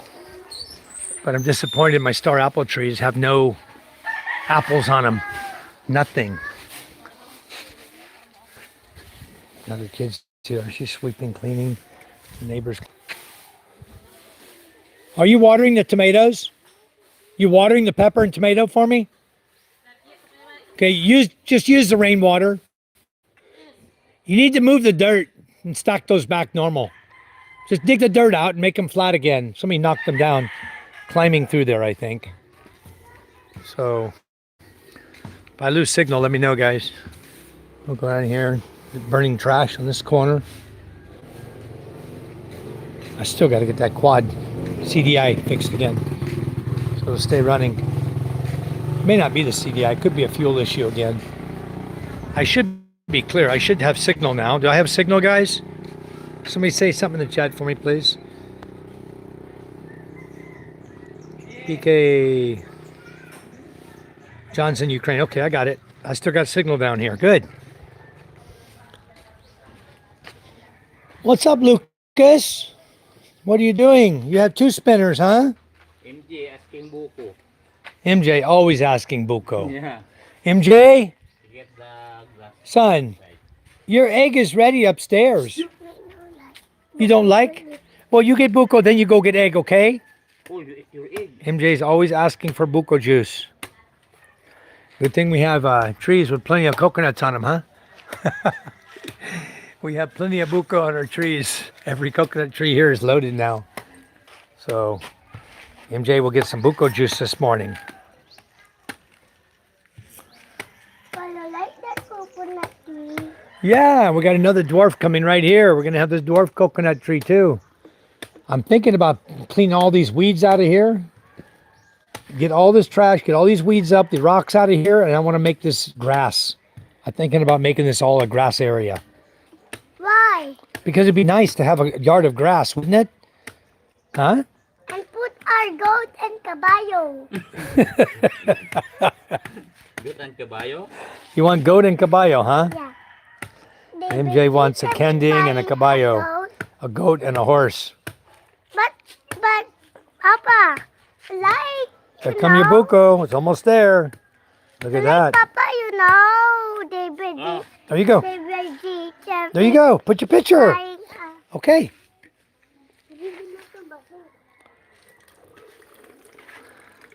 All right. Lucas, kuha to kutsara. Where's your spoon? Lucas, kuha to kutsara. Tamad niya nga bata ho. Look, dua. Nagkuha na gani si ni Look, MJ. dua. Dua, spoon. Dua. All right. There are speakers down here from the party. My signal's still working, looks like. I'm going to skip all the way into the comments. Yeah, he wants to go down a horse. I'm going out on the beach, guys. Tell me if I start to break up. Starts pixelating. I'm curious how far my antenna's reaching today. We got Bo Boy out here. He's redoing his nets right now. He's putting the nets back in, stacking them on his boat. Got his son working with him. You see how young he is, his son? He knows just what to do, huh? He's got his other boy out there, or his nephew. He just dump the net out in the water and then pull it back in and stack it up. One end has the lead weights, the other has the floats on it. Looks like the young kid's doing the float end and Bo Boy's doing the lead weight end. We're going fishing tonight. I'll make a video for you guys. I still don't have a Wi-Fi mini, but I'm going to make a video. And it'll be a good video. We'll do a fishing video. Last night he caught 5 kilos. Our net is already stacked, ready to go. This is our boat. We have all of our 3 boats. I had somebody offer to buy one. I turned them down because they always come to me because they know I maintain my boats really, really well. They know they're going to get a really good boat. So they always come to me to buy the boat. And I've offered my boat to several people before because I wanted to, sell a boat to a foreigner. They were occupied at the time, weren't able to, make a deal on the boat.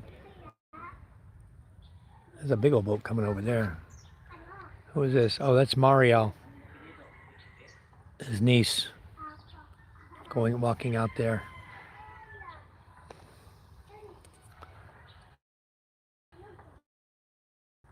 I found where Mario was dumping all of the trash from my house. And so I talked to Indi and Judith. They're going to get her and her boyfriend back over there. And I'll let you know, PK, about the milk. Anyway, there's a big boat coming. I'm going to zoom in on it out here. Big boat. Where did I see him?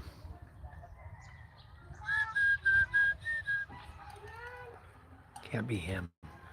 He's clear. There he is.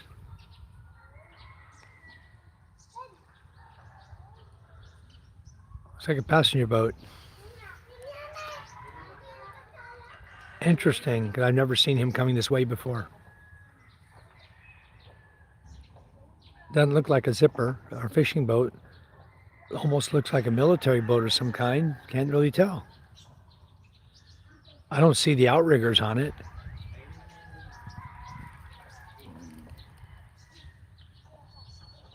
Looks like a modern boat, a big boat. Anyway, I guess we'll see, huh? When he gets closer, we'll see who he is and what he's way out there right now, guys. See, you can't even see him. Just like start zooming in on him, then you can start making him out. You can see him out there with your naked eye better than you can. And when you get the camera on him, this one's nice because you can really zoom in. I don't know. I don't know what that boat is. We'll see. When he gets closer, I'll figure him out. He's coming right across here. We'll see who he is. Anyway. What a beautiful view, huh? There's one legal fishing boat, a small one out here. There's another behind him, way out there, probably about 8 kilometers out. It is an illegal fishing boat. There's one there, out here. Let me see if we can spot him. That's the illegal fishing boat right there, a zipper. Okay, you see the profile of him? That's what they look like. Over here is a legal fisherman fishing by the Kauaian there. That's the illegal fishing boat right there, a zipper. And then I'll show you another one here. I spot another one. He's way out there. Let me go out here. Those are legal fishing boats. Okay, there's a sailboat out here, right there. Sailboat, that's a legal fishing boat there. Okay, and then we're gonna look beyond him, way out there. You see another zipper. See the profile of him? He's the same as the guy over here. That profile and this profile, those two are zippers, illegally fishing. See if there's any more out here. I can spot them from a mile away. I don't know why the government won't go chase their asses down and arrest them. There's another one out here. Way out there.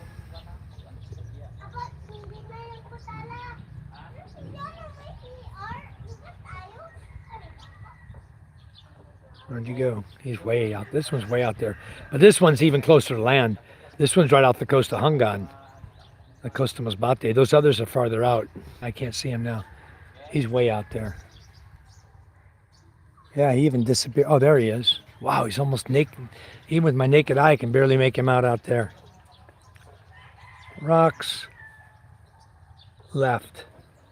Rocks left. Boom. There he is. Hard to see him. He's way far out. But he's there. There's 3 illegal fishing boats out this morning.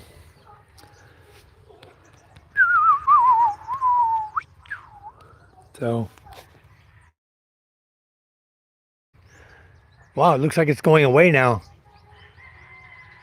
He changed. He was coming this way, and it looks like he's turned. Interesting. What that boat is. I like to come out here and observe them. You never know what you're going to see out here. All kinds of stuff you see out here. There's some guys out here around their fishing boat. Wow. When you see a boat like that with 6 people around it like that, they caught some good fish this morning. And all those people are helping them to clean the fish out of the nets and there to get fish from the boat captain. So he must have done really well this morning. A lot of people out there. They do it every time you come in with a lot of fish. They somehow they find out, they know, and they come out and get a lot of fish from you. This is one of those flood control projects that they did over Mabuhay. That's the same area. Mabuhay is the same area that the chariot broke down in, where we had to go rescue the chariot. That's how far down the coast it is. Way down there. And it's a long way away by road. You have to go all the way up and around. I just have a great camera. It zooms right in. He's coming still. I was looking at him from a different angle. Next time, look at go. Okay. This guy's got about probably about a port angle on the bow. So he's coming right at us. Interesting. See, PK, that's what you need right there, man. That's all you need. You set up a boat, put a sail on it. You don't have to worry about diesel. Nothing. And no fuel is needed. Just get yourself a triangle sail like that, tarpaulin. Have it sewn with ropes all the way around the outside of it so it's got strength. And that's it. You're good to go. Stick it up on a piece of Hawaiian and let the wind blow. And in you go, out you go. That's all you need right there. That'll get you out to the fishing area and get you back. So today you got a little breeze, probably about a 5-knot wind blowing. You see the leaves moving here. You got a nice little breeze. So a perfect day, beautiful day for fishing. It sure would be. All right, well, it's proved to me I have Wi-Fi. What are y'all doing? You're having your... Come to our nose. Really? Oh, why you let Buko go in your nose? Because we like it. Oh, you're crazy. Maybe you're going to drown on Buko juice, huh? So, anyway, I'll show you what I'm doing with my mule bottles, guys. Now I'll just go back and catch all your comments. I'm using my mule bottles for landfill here. And as soon as I get them up enough, I'm going to cover this with sand right here. Fill it up the rest of the way like this with sand, all the way across there. This is the chain link fence. Somebody mentioned the other day they'd never seen chain link fence in the Philippines. We have it here. It comes in 3 different heights. Well, actually 4. I think you can get 2 foot, 3 foot. You get 2, 3, 4, 5, and 6. Okay, this is 6 foot chain link that I put up. This is 6 foot here. And the is 2 meters. And we use steel bar to brace it at the bottom. We put steel bar through it to take it around the trees. Got the coconut trees here. We had to go around them. So we use a steel bar to take the fence around the coconut trees. Try to keep some semblance of a straight line of our property. Our property goes out to here. I have a marker. Matter of fact, where'd the marker go? I put it inside, I think. The marker is supposed to be right here on the beach going up, goes up to my fence post up there. You see that tree up there, the big tree? On the other side of the road, that tree, that is the property line right there, that corner, that's the property line. So from there straight back here, I'm in almost 2 feet. This fence line is about 2 feet in. Couldn't come straight down here. But let me go make sure my marker's there now I'm thinking about it, and then I'll head up to the house. My breakfast should be almost done. Potatoes take, 15, 20 minutes to cook. There it is. My marker's right here. If anybody's asking about my property marker, I can't leave it there because it'll just get buried in the sand. but we know where it is based on where the tree is. So I have the property marker here. You're not supposed to remove them from where they place them, but you can't help it. If I didn't remove it, thing would be in the ocean right now. There goes my sister-in-law and her husband going to sell their wares, their juice and their ice and whatever else she's got there. She's got a pan full of hikyam or something. And she'll just walk through the village and... Wow, Susie, going to church? Time for church now? Oh, Charm's upstairs doing laundry. Anyway.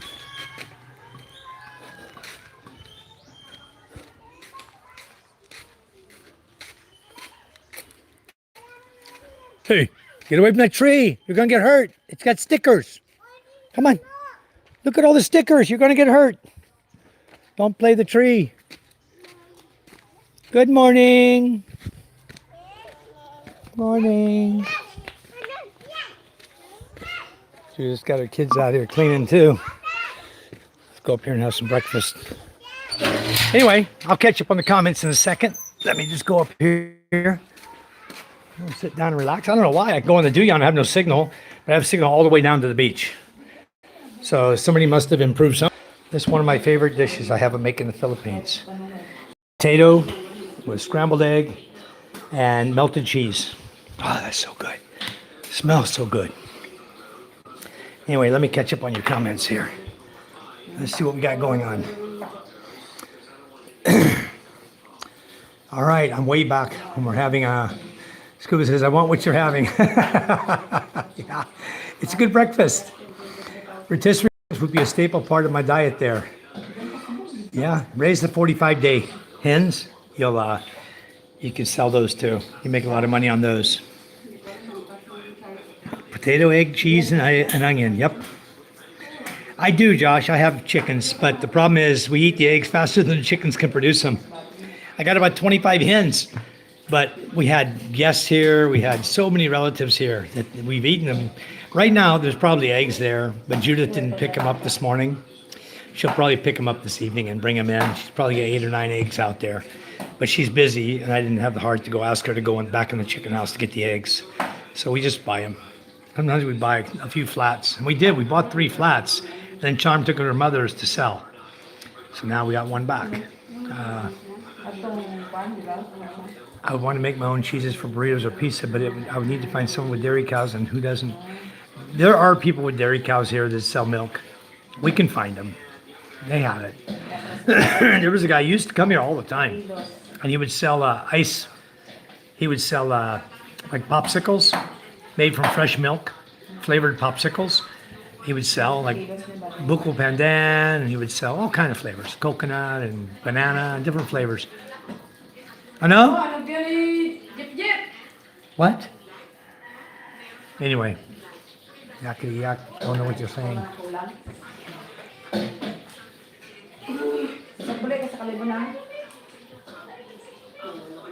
And no, that's Laika. Micah.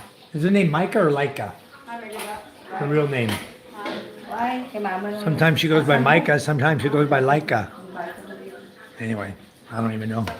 Always change her Facebook name. But yeah, we can find milk. That's not a problem. You just, I forgot how much they're charging per liter here. Probably about the same as store-bought price. Then he'll bring it, you know. If we can make sales in other ways, if you have 2 or 3 people want to buy milk, he'll bring it right here to your door. He'll bring it in 1 liter containers. Rotisserie chicken are my emotional support animal. I buy one in a bag several times a week. When someone asks what it is, I say emotional support animal. That's good, Scott. It's good. Those. Which is your favorite? Is it Andox? Mom! Or is it? What's the other one? Starts with a C. You have some good ones here though. What are the different rotisserie chicken places called? What are the rotisserie chicken we buy? Shooks to go, Andox. What's the other one? San Pedro's, huh? Yeah, San Pedro. If you're in Manila area, San Pedro rotisserie, really good. Baliwag, very, very good. The lechon and the chicken from Baliwag is probably the best. They have the best recipe. But Charm and I buy from Andox here all the time. The Andox has good chicken, and we like their chicken sandwiches. They're really, really good. I like the spicy chicken sandwich. It's really, really good. She will tell me when and where. Okay. I think it's Scott. Yeah, she'll be telling you what to do, that's for sure. John, you took your message away. I would have enjoyed reading it, I'm sure. We're doing it at the courthouse. Then when I get back in September, we'll do a church wedding for her. Okay, but you still have to do the 10 days. So as soon as you get your capacity to marry, go fill out the marriage certificate at the city hall and start your seminars.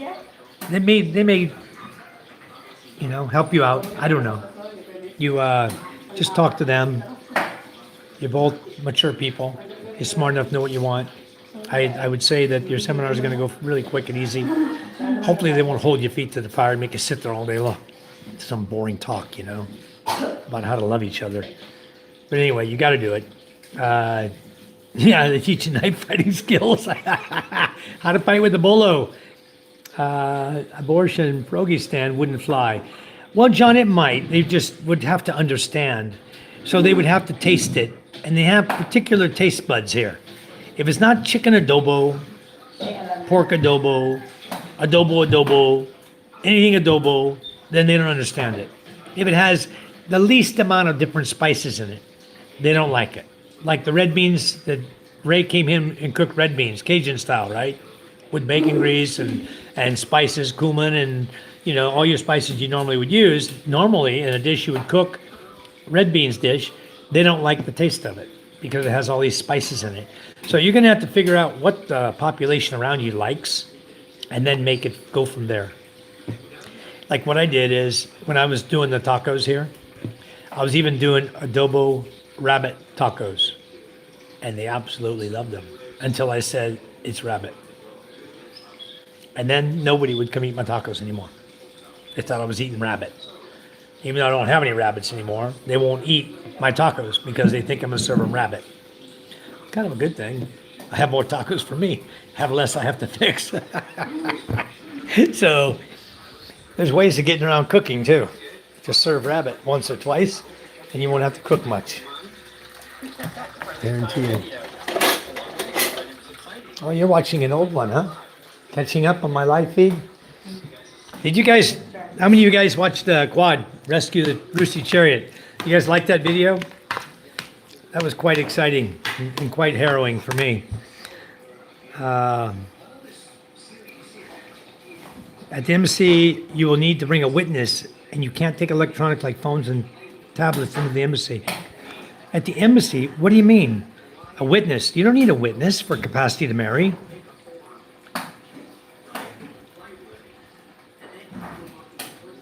I don't know what you're talking about, Scott. I missed that because you don't need that for capacity to marry. And I don't even know if I guess you could marry at the embassy. Maybe you could. I never even thought of it that way. If you could marry at the embassy, then you should be able to divorce at the embassy because that's USA. Interesting. That's an interesting concept. Something I have to look into. I didn't even know you could get married there. Slip in a prenup in the marriage deal, just saying. No, 1 star, the way I look at it. If you have to put a prenup in, you're marrying the wrong girl. Change. You got the wrong girl to begin with. If you need a prenup, you got the wrong girl. Ted Bowles says, good morning, Mike and all. Thank you. Joan is laughing. Fly, damn bug Air Force. Yeah, I got him now. I'm way behind in the chat. John Hoover, 16, it might work, but it would set a limit on what you want to put into it and are willing to lose it if it doesn't work. That's what I'll do. I plan on mostly buying equipment that can be. Very nice. Yeah, guys, you can't take electronics into the embassy. If you go in there with your phone, you hand your phone over to them, and when you come back out, you can get your phone back. Or leave it in your car, or don't take it with you. Just don't take it on your appointment day, leave it at home.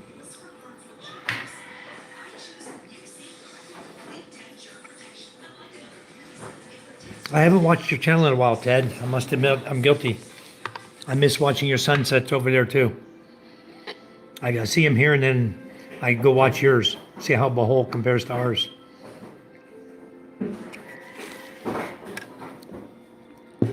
Yep, I wanted to taste it. It tastes very good. Wow.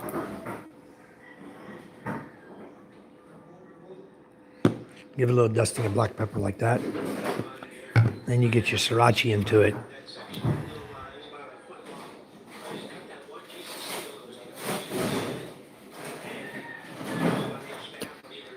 Make it a little spicy and so delicious. Ooh, I can smell that sriracha. So good. Yummy, yummy.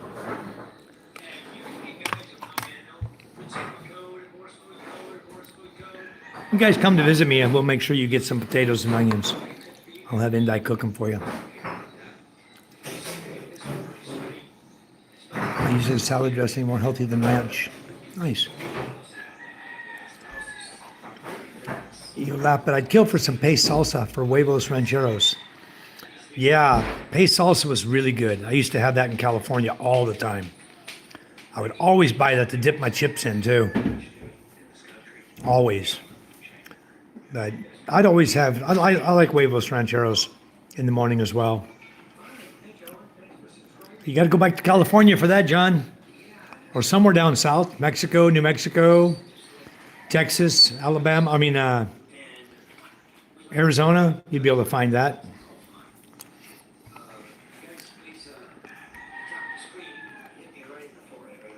I grew up in Dallas and settled in Austin. Very nice. Because says I like to ferment my own sriracha, and I sometimes mix it with mayo, soy sauce, dashi, and a few other things to make a really good sriracha mayo. Sounds really good. I would use that on tacos for sure.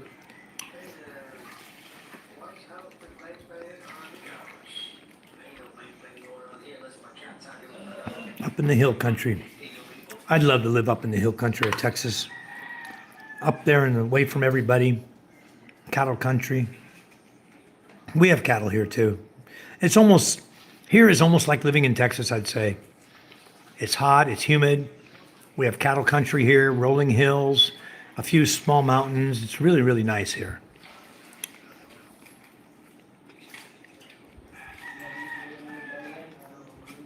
Yeah, slippers are back to normal.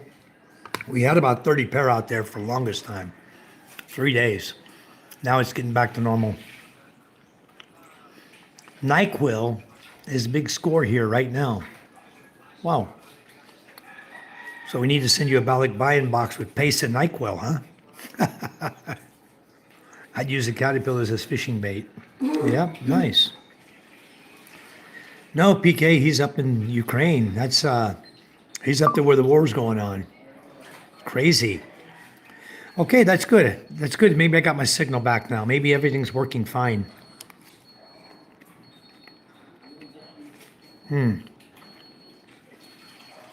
Yeah, sometimes it can be a bit sketchy out there on the beach. John, going back to Texas in a week or two. Awesome. So are you going to go back to Ukraine after that, or are you just going to stay back in the U.S. again, John?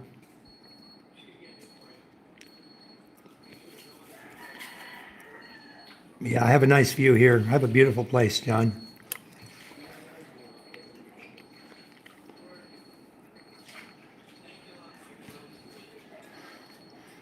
I think the best thing, PK, is wait till you get here. We'll find somebody.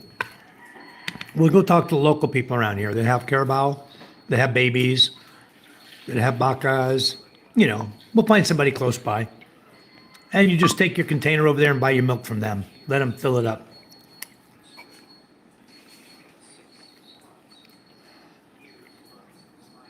Yep, bring your binoculars. I have mine. I have 2 pair here. Telescope would be better. I like to reach out and look at what's going on, My phone has a really good zoom on it, but the binoculars would definitely be better, or telescope. Very nice. Yeah. Also, another thing to bring here. I would bring a form of communication like I did. I brought walkie-talkies with me. You can always buy the Baofeng walkie-talkies here.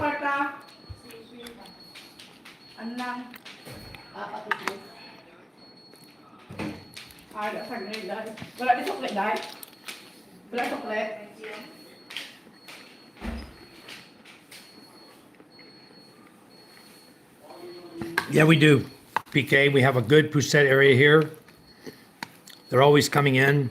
And they're also going out spearfishing. The big cuttlefish, the big ones, they spearfish those. Or they catch them in the net. So yeah, we have a good area here where, because the poussette like to come in and lay their eggs in here, where we're at, up in the corals out there. We're always catching poussette out there.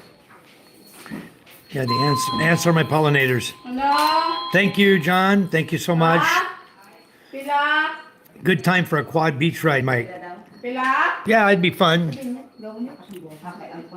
I give you the keys. You go ride and enjoy it. The government needs to implement very harsh punishment for illegal fishermen, actually enforce them, but I doubt they ever will. Yeah, I doubt it too, because they're all in bed with the money. They all want the money.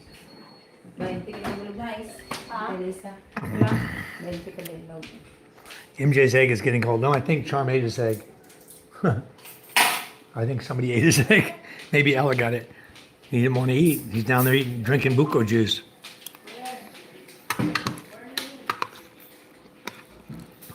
Yeah, those boats, PK, they run about 5,000 to 8,000 for the small ones. Somewhere between 5,000 to 8,000. Throw a sail up on them, go out fishing, go jigging. You don't even need a fishing pole. Just go out, hand jig the line. You can go out. You can catch your bait out here. Catch some octopus, and then just cut the tentacles. Use that for bait. They work good because the tentacles wiggle around for a long time. 30 to 40 foot long, or 2 or 3 holes into a catamaran or trimaran. Yeah, that'd be nice. The bigger boat to get you around. The thing is, you got to have an engine. The single cylinder air-cooled diesel engines we use, they're really not for long distance. You know, running them for 3 hours or 4 hours is probably as long as you want to run that one engine, you know, or 2 engines. You don't want to run them long distance. And like from here, for example, here to the Gigante is 3.5 hours, or to Carlos 3.5, Rojas City 3.5. That's about as long as you want to run your engines. Going to those locations is about 3.5 to 4 hours. And then they need to rest. You know, you don't just turn around and run right back. You need to rest them for a few hours, let them cool down, and then fire them up and run back 3.5, 4 hours. But I probably will, Bill. I'll probably keep all my boats. I keep telling Charm, we just keep them. Even if we're not fishing them or whatever, you got to push them up on the beach, it's okay. Big enough to be able to live on, easy to sail between all the islands, eventually sail to other nearby countries, but staying well away from China. You're talking a pretty good sized boat, PK, and a big sail. You're not talking a small sail. You're talking an expensive sail there. So, I mean, that's not just a piece of Hawaiian with some silk on it, you know, or a tarpaulin on it. I mean, that'll shred out on you in no time. You need, if you're going to be traveling around to other countries with a boat you're going to build yourself, you better build your sail properly. Don't build a piece of crap sail. It won't last you. You're going to have to buy a sail. They're not cheap.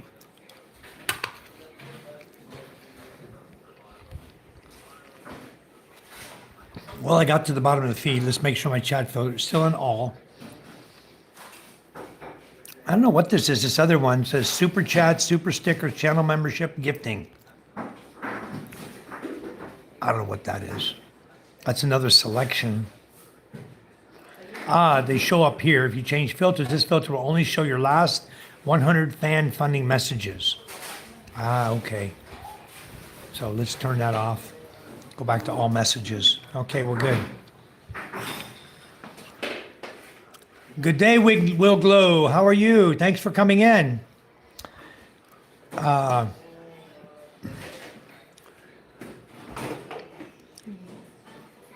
right, I'm going to go back. Oh, he just said it right, then wrong again. Here's how it's spelled. Sriracha. Tuong Ot Sriracha. Red Rooster. Made in California at Irwindale, California at huifong.com. Well, I'm guessing that's a Chinese company now. Huifong. And I'm guessing it's probably a spy network for a base in California. Very interesting to know. Do you guys see how they just busted somebody up in North Dakota? They just busted a big Chinese spy operation in North Dakota, right by the one of the most sensitive military bases that we have, where they build and test drones and technology and everything. And China had a spy network set up on 300 acres, zoned as ag land, supposed to be farming corn. And it was all a spy network. And the US was monitoring and saw unusual electromagnetic activity coming from that location close to their base. And it all coincided when they were doing testing, sensitive testing and stuff. So they set up a sting operation. They went in with the FBI and a bunch of other agencies, and they busted them all. They got them. They arrested over 50. They'll be tried for espionage and everything they can throw at them. They're going to throw the book at those Chinese, I guarantee you. And now they're looking at several other locations of where the Chinese have set up operations, bought into agriculture near military bases, and set up operation. And so the U.S. is maybe they're going to wait till they get set up, and then they're just going and bust them with all their equipment, or maybe they'll bust them before they get set up. I don't know, but already they're working on it. So beware over there in the big B of C. Beware, they're watching you. The U.S. has got their eye on you.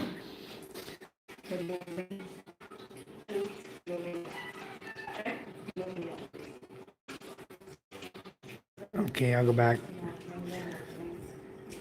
Good view of Masbate province. Thank you. Yeah, it was a good view of how I live out here, how the roads are. Roland says, I love rabbit. Leishan rabbit. There are a few people who really do like rabbit here, but they're not so many, you know? Not so many.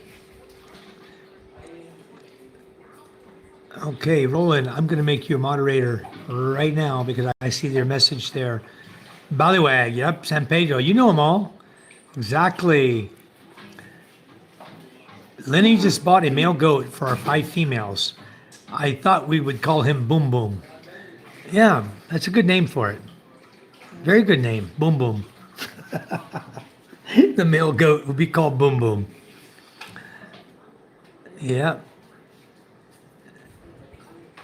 Very interesting name. That's a good choice, Scuba. Hi, Roland. How you doing? Where are you at, Roland? Here in the Philippines. If you like Leishan rabbit, you got to be in the Philippines. I know that. Rabbit's a pet for us, Jonas says. Not just common to eat, unlike baboy. Yeah, everyone wants to look at it as a pet, but there are those of us who wanted to raise rabbit as meat because rabbit reproduce quickly. Rabbit make excellent eating. They're lean meat. They're not too fat. Don't have much fat on them. Very, very lean animal. And they can be quite tasty if prepared properly. So people just don't understand rabbit. They think it's just for a pet. And raising rabbit would probably give you more meat than chickens, raising chickens. You're going to get more meat. They're more controlled because you keep them in a pen.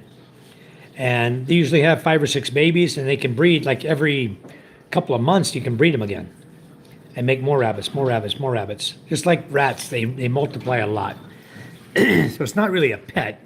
It's a real good food source for those of you looking for a food source, for sustainability. If something ever happens in this world where you actually need food, you need to have food, you don't want to buy it, rabbits are a very, very good source for that.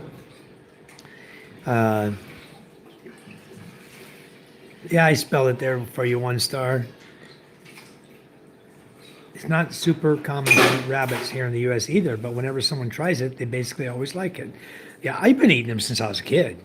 We used to go hunting rabbits in Louisiana, and we were always having rabbit. We used to set these wooden traps. I don't know if you guys ever saw a wooden trap, rabbit trap. Really kind of cool.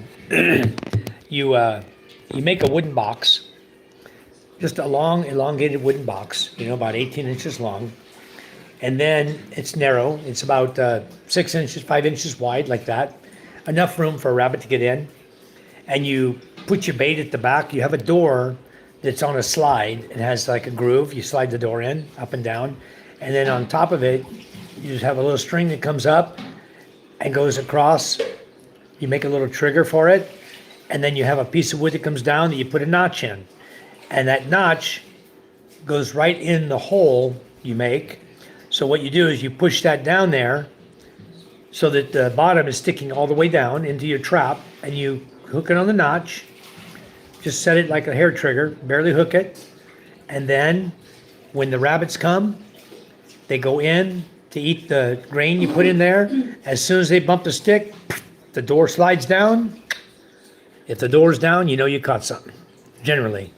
And it'd be a possum, could be a rabbit, could be a mink, coon, whatever was there. They can all get in there. So we would set those little traps, and they weren't traps that hurt the animal. They were just wooden boxes. So then we also ran trap lines also. We had steel traps because we were targeting nutria down there in the swamps in Louisiana. We were actually going looking for nutria slides, setting traps in the water there in the nutria slide and catching the nutrias that were going in the different creeks and stuff. Nutria is a pest. Okay, it's like a giant rat. Got two big orange teeth in its mouth, right? And it looks like a giant rat. Same kind of tail as a rat too, round tail like a rat, not flat like a beaver. So the nutrias, we used to get $8 a hide for those. So we'd trap the nutria, we had boards, we'd stretch them out, dry the hide, and then stack them. And when the guy came around to buy them, we'd sell them all of our hides. And we paid $8 a hide for those. Mink would fetch you a little more, but usually all the mink, once the mink we got, we'd always keep the fur on those. In fact, I gave my mother a really nice, or my grandmother, a really nice mink fur that I had treated and cured. I gave it to my grandmother. Then not long after she passed. And I think my mother might have gotten it from her. But maybe now, it's been so many years that maybe it's just no good anymore. But I tanned the hide well, and it was reversed. Tanned the hide really well, and then the inside, the fur was inside. So when you reverse it back out, the fur's all intact and beautiful. Beautiful dark brown mink. He just said it right, then wrong again. Oh, you're talking about the sriracha sauce. This one. Yeah, I get lazy saying it sometimes. I just say sriracha. I haven't done many videos lately with the holidays. Yeah, Ted, I know. We've been really busy over here, too. The thing about the Philippines, guys, and holidays, you're always going to be busy. You're not going to have a lot of free time because everybody gets together. Family is important here. Everybody's getting together for any excuse. You're going to get together and you're going to be partying and partying and partying. Your time's just going to go by and you don't get anything done. You don't get any work done for sure. Preston says, hit 50 subs. Thanks, chat. All right. 1 star, got 50 subs so far. I'll pin him down at the bottom, guys. Anybody else coming in, I'm going to ask them to please subscribe to him right at the bottom. We got to build your channel up. You got 50. Now you can go live, but also like Scuba, he got 52, and then somebody's clowning him, taking away his subscriptions, or YouTube did it, took away his subscriptions, put him down to like 46, then he got back up to 50, finally he was able to go live, but it just seems there's a lot of people that like to clown on YouTube, a lot. My across the hill neighbor says he can see me smoking a cigarette on the upstairs deck from his house. Ha! He's got some damn good vision then, huh? Or is he using binoculars?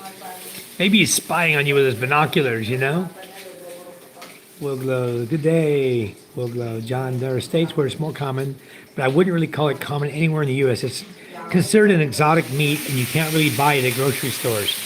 Yeah, it's probably not really going to be FDA approved for eating, but you buy it from your neighbors. Rabbit meat you can buy from people who raise rabbits. That's the best place to look for it. I used to raise them all the time. I quit doing it. My wife says, why do you keep spending money raising rabbits? Nobody wants to eat. Like, hon, one day we're going to have to eat that. She says, well, not now. I ended up giving them all away to a guy that ate them, he and his family. He was hungry, he had like 6 kids, you know, and I know he would eat them, so I gave them to him. Downloading my house tour now. It should be ready in a while. Very good, Steve. Steve, did you see the house I posted up on my video? I posted one up on my video, my trip to buy gasoline. You look on there, there's a really nice looking house. When I went to park my truck, I videoed a house right there in San Antonio. It's a little 2-bedroom house with living room, dining room. Cute little house.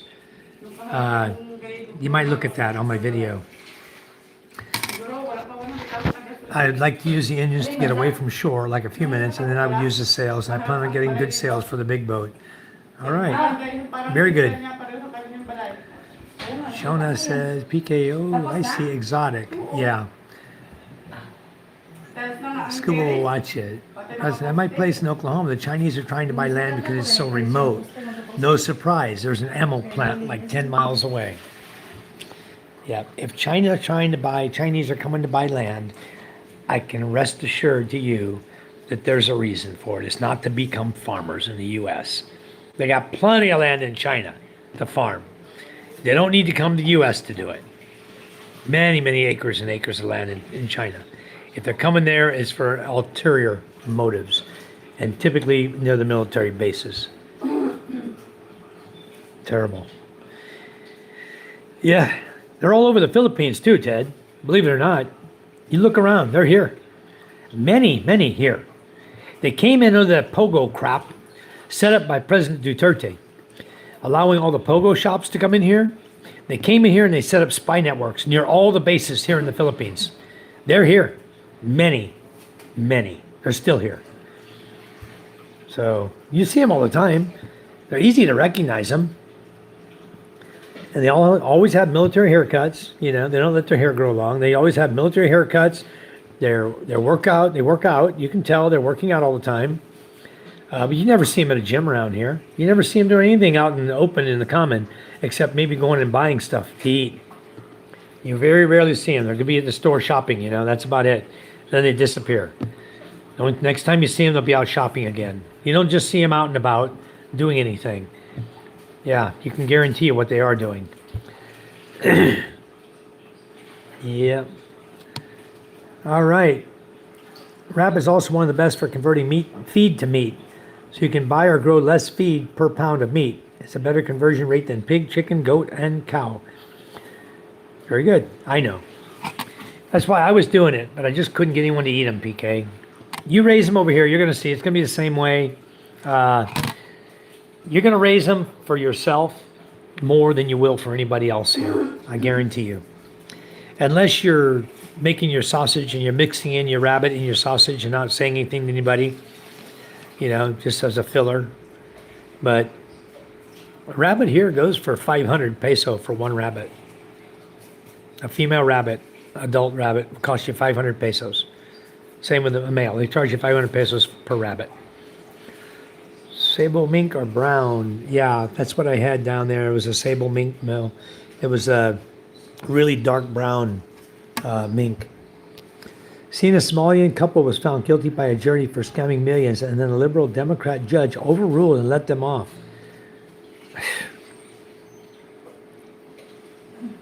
There's a lot up there in Minnesota, isn't there? Up there where Ilhan Omar runs the country. I wish they'd take her back to Somalia. I wish they'd kick her the hell out of the USA. Keep saying they're going to. Keep talking blah, blah all the time. Hell, she forged her immigration papers. She married her frickin' brother. They all know it. Why haven't they kicked her out yet? That's hard to understand. I don't want to get into that, though. Wow. Just those, some of the Democrats in the USA, they just, no good to even talk about. So it's fine, I'll eat the rabbits myself and trade you a couple for some avocados and stuff. There you go. Then I'll have to eat them by myself because nobody else here is going to eat them. Hey, don't worry, there's always a barter system here. There's a small shipyard here by us in Bohol, Chinese owned. See? It's everywhere. It's all over the world. They're quietly doing what the U.S. is doing blatantly. They're quietly doing. They do it quietly, and then pretty soon they're going to pop their big heads up and take over what they want to take over. They're big bullies. So they're not so passive as they keep crying, oh, we don't want war, we want peace, we want everyone to live happily. Then why are you infiltrating all these countries? Why are you interfering in elections? Why are you doing all the things you're doing? And then we can't talk about it. We can't talk about it, or we're going to be filtered out. Amazing, huh? Anyway. Crazy, guys. Please like and subscribe to One Star Flag at the bottom, guys. One Star Flag 9876. Please give them a subscription, guys. Much appreciated. I think I'm going to go ahead and stop my live feed so I can get my day started. I want to go. I got a lot of things to do. I just putting everything off. I got to figure out what I'm going to do first of all and set myself a little schedule for today. And my beans are doing good out there. They're starting to climb, so that's okay. And my jalapeno peppers are doing okay. I just got to make sure I keep watering them. It's summertime now. And the watermelon. The watermelon? Where? You want to plant some watermelon seeds? We should out here in that big open area, huh? We just throw some seeds out there. Let them run. See what they make. My HR coworker was from Minnesota. She always talked about Somalians. We shared a wall between our offices. Turns out she was 100% right. Yep, 100% right. We'll make some rabbit carne asada burritos. That sounds really good. That's very, very good. Bring some carne asada seasoning. Bring a big balikbayan box with a bunch of it. No, can't have more than 12 items. You can sneak them in, 12 in each balikbayan box. You send 3 boxes, you could have 36 packages of carne asada mix. Oh boy, that'd be good.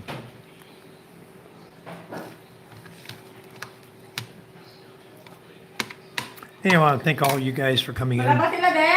Thank you so much. Yep. Plant watermelon and cantaloupe, and don't plant them where the kids can get near them. Because when they see a little watermelon growing, they think it's a freaking toy. They think it's a ball. And they break it off your vine, they go play with it. I lost all my cantaloupes, watermelon, to kids walking up my driveway here. I had 3 on one plant, one day. Went out the next day, they're all gone. Now I put a stop to it. No more walking up my driveway. I told the teacher, I told the principal, I don't want any children walking through my lot anymore. I put a gate up there, I locked it. My father-in-law goes up there to see his carabao every day, and he climbs through the fence, through the barbed wire. I didn't put a walk-through gate, but I don't want people walking through there. This is private property. And much as I love the kids here, I'll do anything in the world for them. But I don't want them coming through my lot because I have avocado trees now I'm putting along the driveway. I've got baby coconut trees along the driveway. Got some cherry trees. Every time I see these kids walk by, they like to take the branch and break it for absolutely no reason. I go out there, I got broken branches on all my plants. Just snapping the branches off. And I hate it. So now I just put a stop to it. I said, that's it. The trash, you see Judith out there sweeping this morning? Before, she's probably sweeping a 5-gallon bucket full of trash. All candy wrappers and crap from the kids. Potato chip, juice bags, everything. They buy it at the Sorry store, and they walk up my sidewalk, eat it, and drop the paper in my yard. I just got fed up with it. Why do I have to pay somebody to continually clean my yard because kids are allowed to walk through it out of kindness of my heart and trashing my yard? That's some craziness. Anyway, it doesn't happen anymore. I put a stop to it. I still got a lot of trash here. A lot of kids come up in the yard and play with MJ and come up and play and don't even bring your bong bong near my live. No, I'm not moving it. But if I walk out, I'll see it on the floor. When you're done playing, put it away, son. Papa. God says we had a guy that bragged about his tomatoes every day. Came home one day and they're all missing. Little neighbor boys playing polo. Oh my goodness. I bet he was furious. I bet he was. But that's the kind of stuff we deal with here too. You know? Watch your stuff because if you let the kids around it, there ain't no more. And if you tell somebody, oh yeah, they know you're growing silly peppers, right? Go ahead and pick a few silly peppers. They will go to your plant, and I'm not joking. You're going to go out there and look later, there is 0 left. They take them all. They might need 2. They take 20.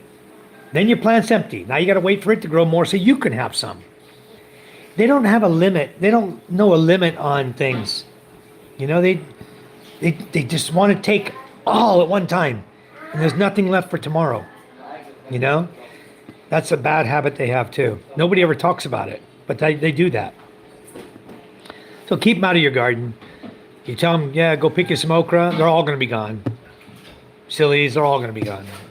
Eggplants, whatever. But just don't allow it. You know, if they're looking for a vegetable, maybe you walk out, you cut a couple for them and hand it to them, and they leave. You know, you control your garden. Thanks, sir. Yeah, I wouldn't allow them on my land if they did stuff like that too. Yeah, I had to stop it. Jonah says, Ted, I'm from Bohol too. Agna, my father's hometown. Very nice. Yeah, they don't have respect for things that are not theirs. You know, if they didn't buy it with their own money, they're not going to respect it. If they borrow it, there's no respect. So there's times you have to loan. I feel obligated to loan to my wife's brothers, my father-in-law, my mother-in-law, immediate family that comes up. You know, some of the cousins I know are going to borrow and return my tools. But there's a lot of people I absolutely refuse to loan to now, because they don't know where it came from. They borrow it, poof, gone. The water's full. That's my well water that I pump to my big tank up on the roof, and I have an overflow. Let's see if I can show you. I have an overflow hose coming down onto the rooftop, but because it comes down so strong, the gutter cannot catch it all. And it'll sit there and it'll flow. It'll flow over that little bucket most of the time. It'll flow till we shut the pump off. And so now I know I have 1,000 liters on top of the roof. The tank is full. So that's one way we know, is that we just let it overflow and we don't have to watch anything, just once it starts flowing over. But come summertime, I think we're going to time it in such a way that we can kind of keep an eye and not have a big overflow like that, because that's a problem also. Good luck fishing. 2 buckets full of fish tonight is the goal. I hope so. Wouldn't that be nice? Yeah, my house is. It's a waste of water, but in a way, it's going to feed my garden. I have a garden right there, so it's splashing the water into the garden, watering that, and but it is a big waste of water. I probably just lost maybe 50 liters of water or more. 30 to 50 liters of water came off that rooftop onto the cement and didn't get into a bucket. Right now, humidity, I would say, is probably 90%. Very humid here. I don't have a humidity gauge. I'm just going by how I sweat, how how humid it is, how I feel. Probably about 90% right now. Could be a little more. It's not raining though. So it's a little warm and humid here. I'm sure it's humid everywhere in the Philippines. Where are you at, Cargoplex?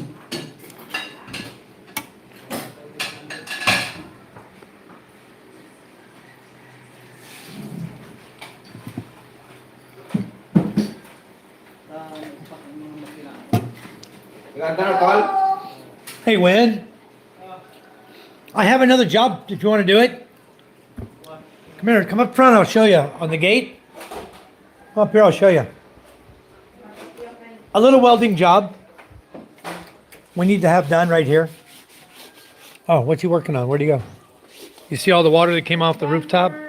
Engine right now. Ah, he's working on the engine right now. It watered the garden right here. Didn't water up there, but it watered down here. The gabi is growing good because of it. But the sidewalk gets most of the water. Then it runs here, runs down a drain right there, and goes down. So all the plants get something out of it, you know. I'll wait for my brother-in-law to come back. He went to get some more tools. He's one that, he doesn't ask for tools. He goes and finds what he needs. He borrows them, and oftentimes you don't get them back. You find them laying around somewhere. See what he's doing now. Here he comes now. Show him this gate. When I want to put this gate back in, but the problem, you see how high it is? It's almost 1 inch too high, the hinges. So we either have to move the hinges down and re-weld those, or This one need to remove the... yeah, or we have to cut the gate, take a section out, and leave the hinges where they're at, and just weld the gate bar back on the bottom. Cut everything across and weld it back on. Maybe the bar. It's up to you. I do need it to get it done, so if you could, it'd be appreciated. Kawayan inside the pipe.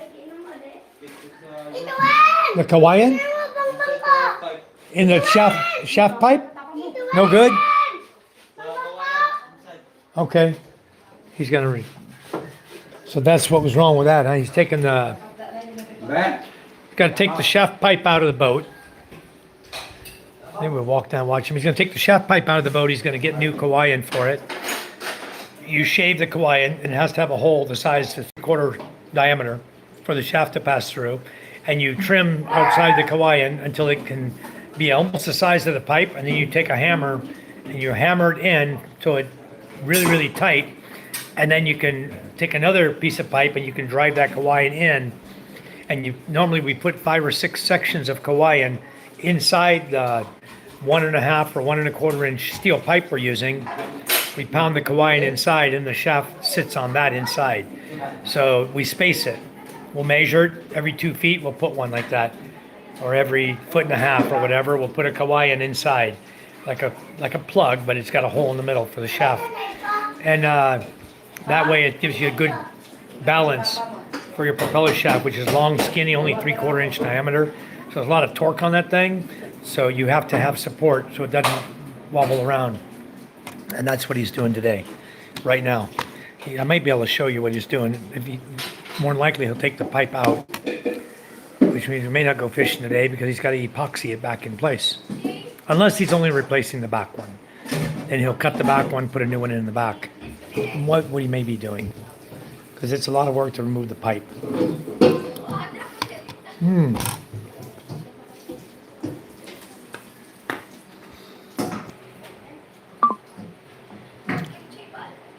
Wow, Cargoplex.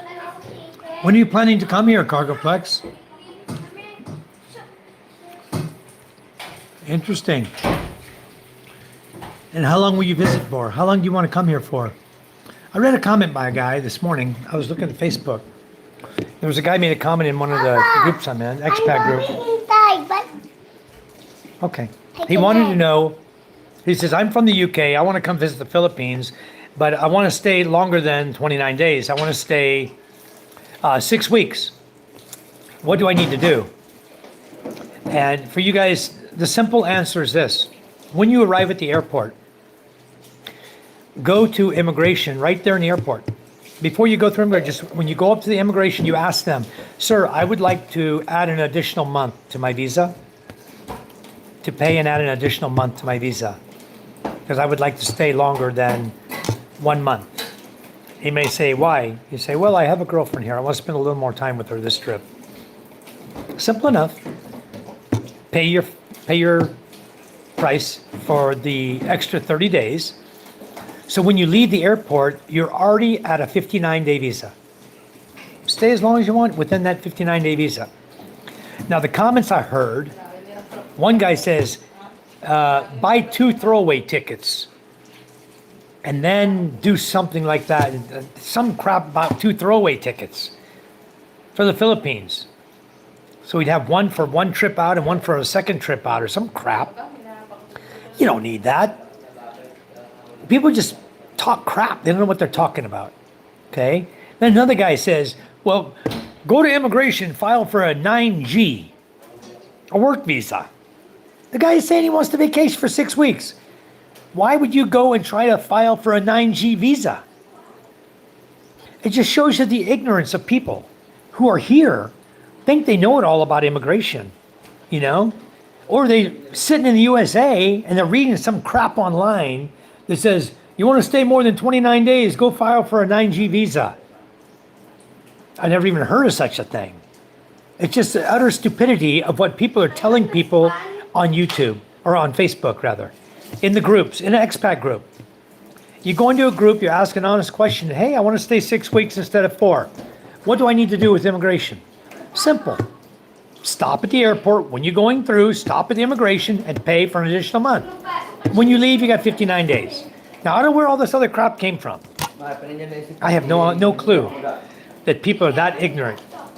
So, obviously, they've never traveled here. They've never used immigration, more than likely. So they have no idea what they're talking about. You know, they haven't even come here long enough to understand what the immigration system's all about, or what a 9G does for you, or anything. 9G is not an easy visa to get. My goodness, it takes a while. You got to publish an article in the newspaper. You got to have a contract for work from a company here in the Philippines. You got to have a written contract signed and authorizing you to work for the company, and the capacity you're going to work in cannot be a capacity that could be filled by a Filipino. So that's why most companies, if they want to hire you, they're going to hire you as a consultant, because a Filipino doesn't know what you know. And usually if you're going to work for somebody in the Philippines, it's a company that's associated with your country, right? So then you can get a job as a consultant. Labor can be filled by Filipinos, so don't think you're going to come here and get a labor job.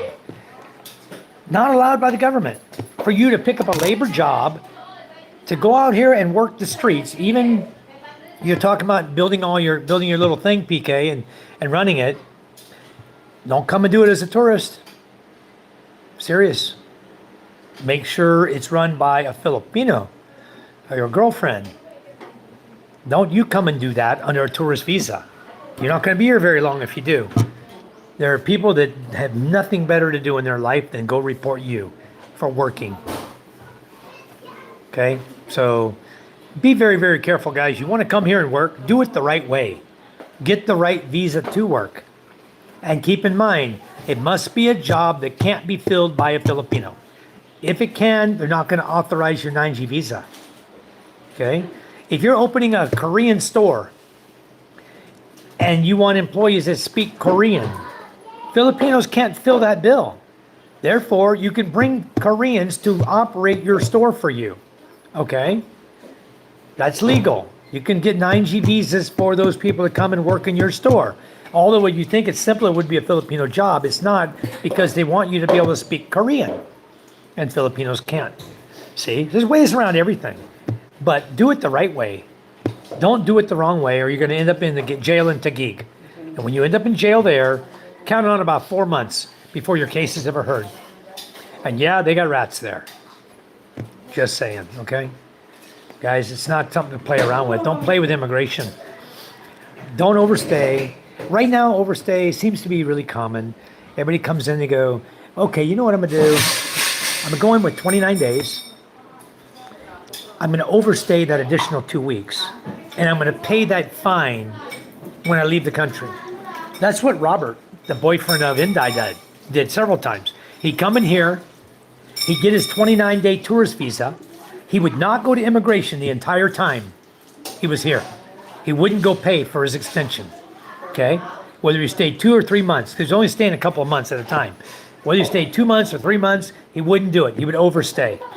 And then he would go into immigration as he was getting ready to leave the airport and act like he didn't know what the hell he was doing.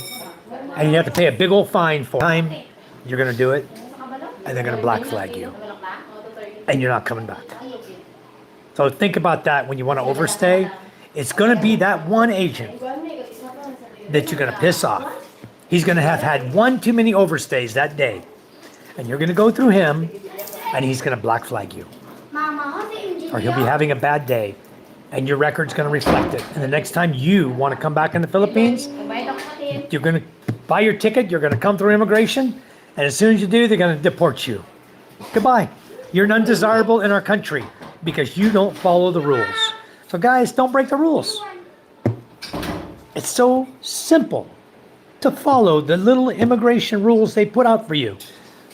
Don't break them. Even one day. Don't be late on your immigration. Okay? Another thing, you got to do your annual report. Those of you that have an ACRI card, like I do, permanent resident visa. Papa, do you like TV? Sure. January 1 to March 1. But Papa, 2 months. My egg. Wait, wait. She'll make it for you now because you weren't here to eat it. It would just get cold and no good. Those of you who have an ACRI card, read the rules on it. Annual report. Read the rules for who needs to check in. Annual report. Okay?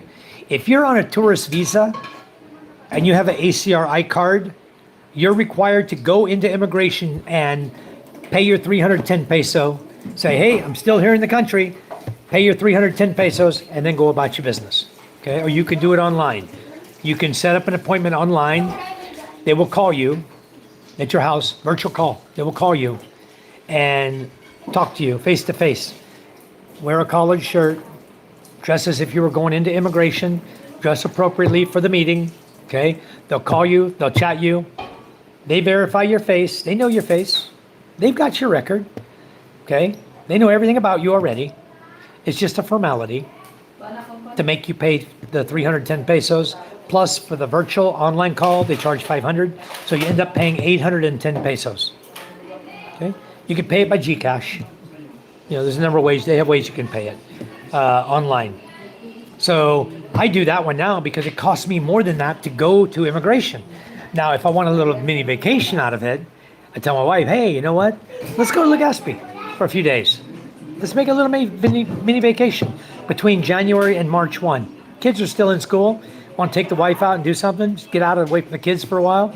Go spend 2 or 3 days. Rent a hotel. Go there. Do your immigration. Go visit the sights and sounds of another city. And then come back. You know, make an adventure out of it.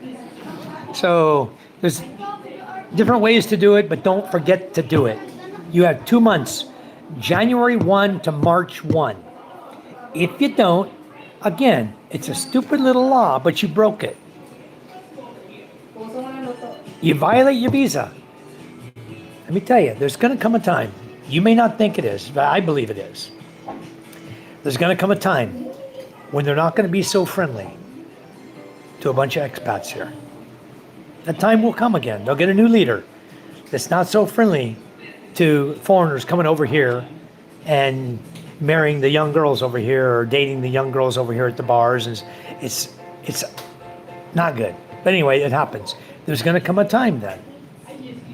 Mark my words, it happened before. It's going to happen again one day, and they're not going to like us. And when they don't like us, those of you who do that silly littleness, overstays, they see it on your record, they're just going to go through and clean house. And when you come through, they're going to tell you, I'm sorry, you're no longer welcome in our country. You meet a requirement of deportation. You overstayed a visa, or you didn't do your annual report, or you didn't renew your permanent resident visa on time, you know, when you're supposed to renew it.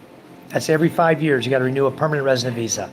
Fill out the application, submit it, they renew it, they give you a new ACRI card, costs about 9,000 or so pesos, and you renewed your visa for 5 years. That's what I do. 9,000 pesos lasts me 5 years. But I still do the annual report every year. You have to, because you have an ACRI card. Okay, enough on that subject.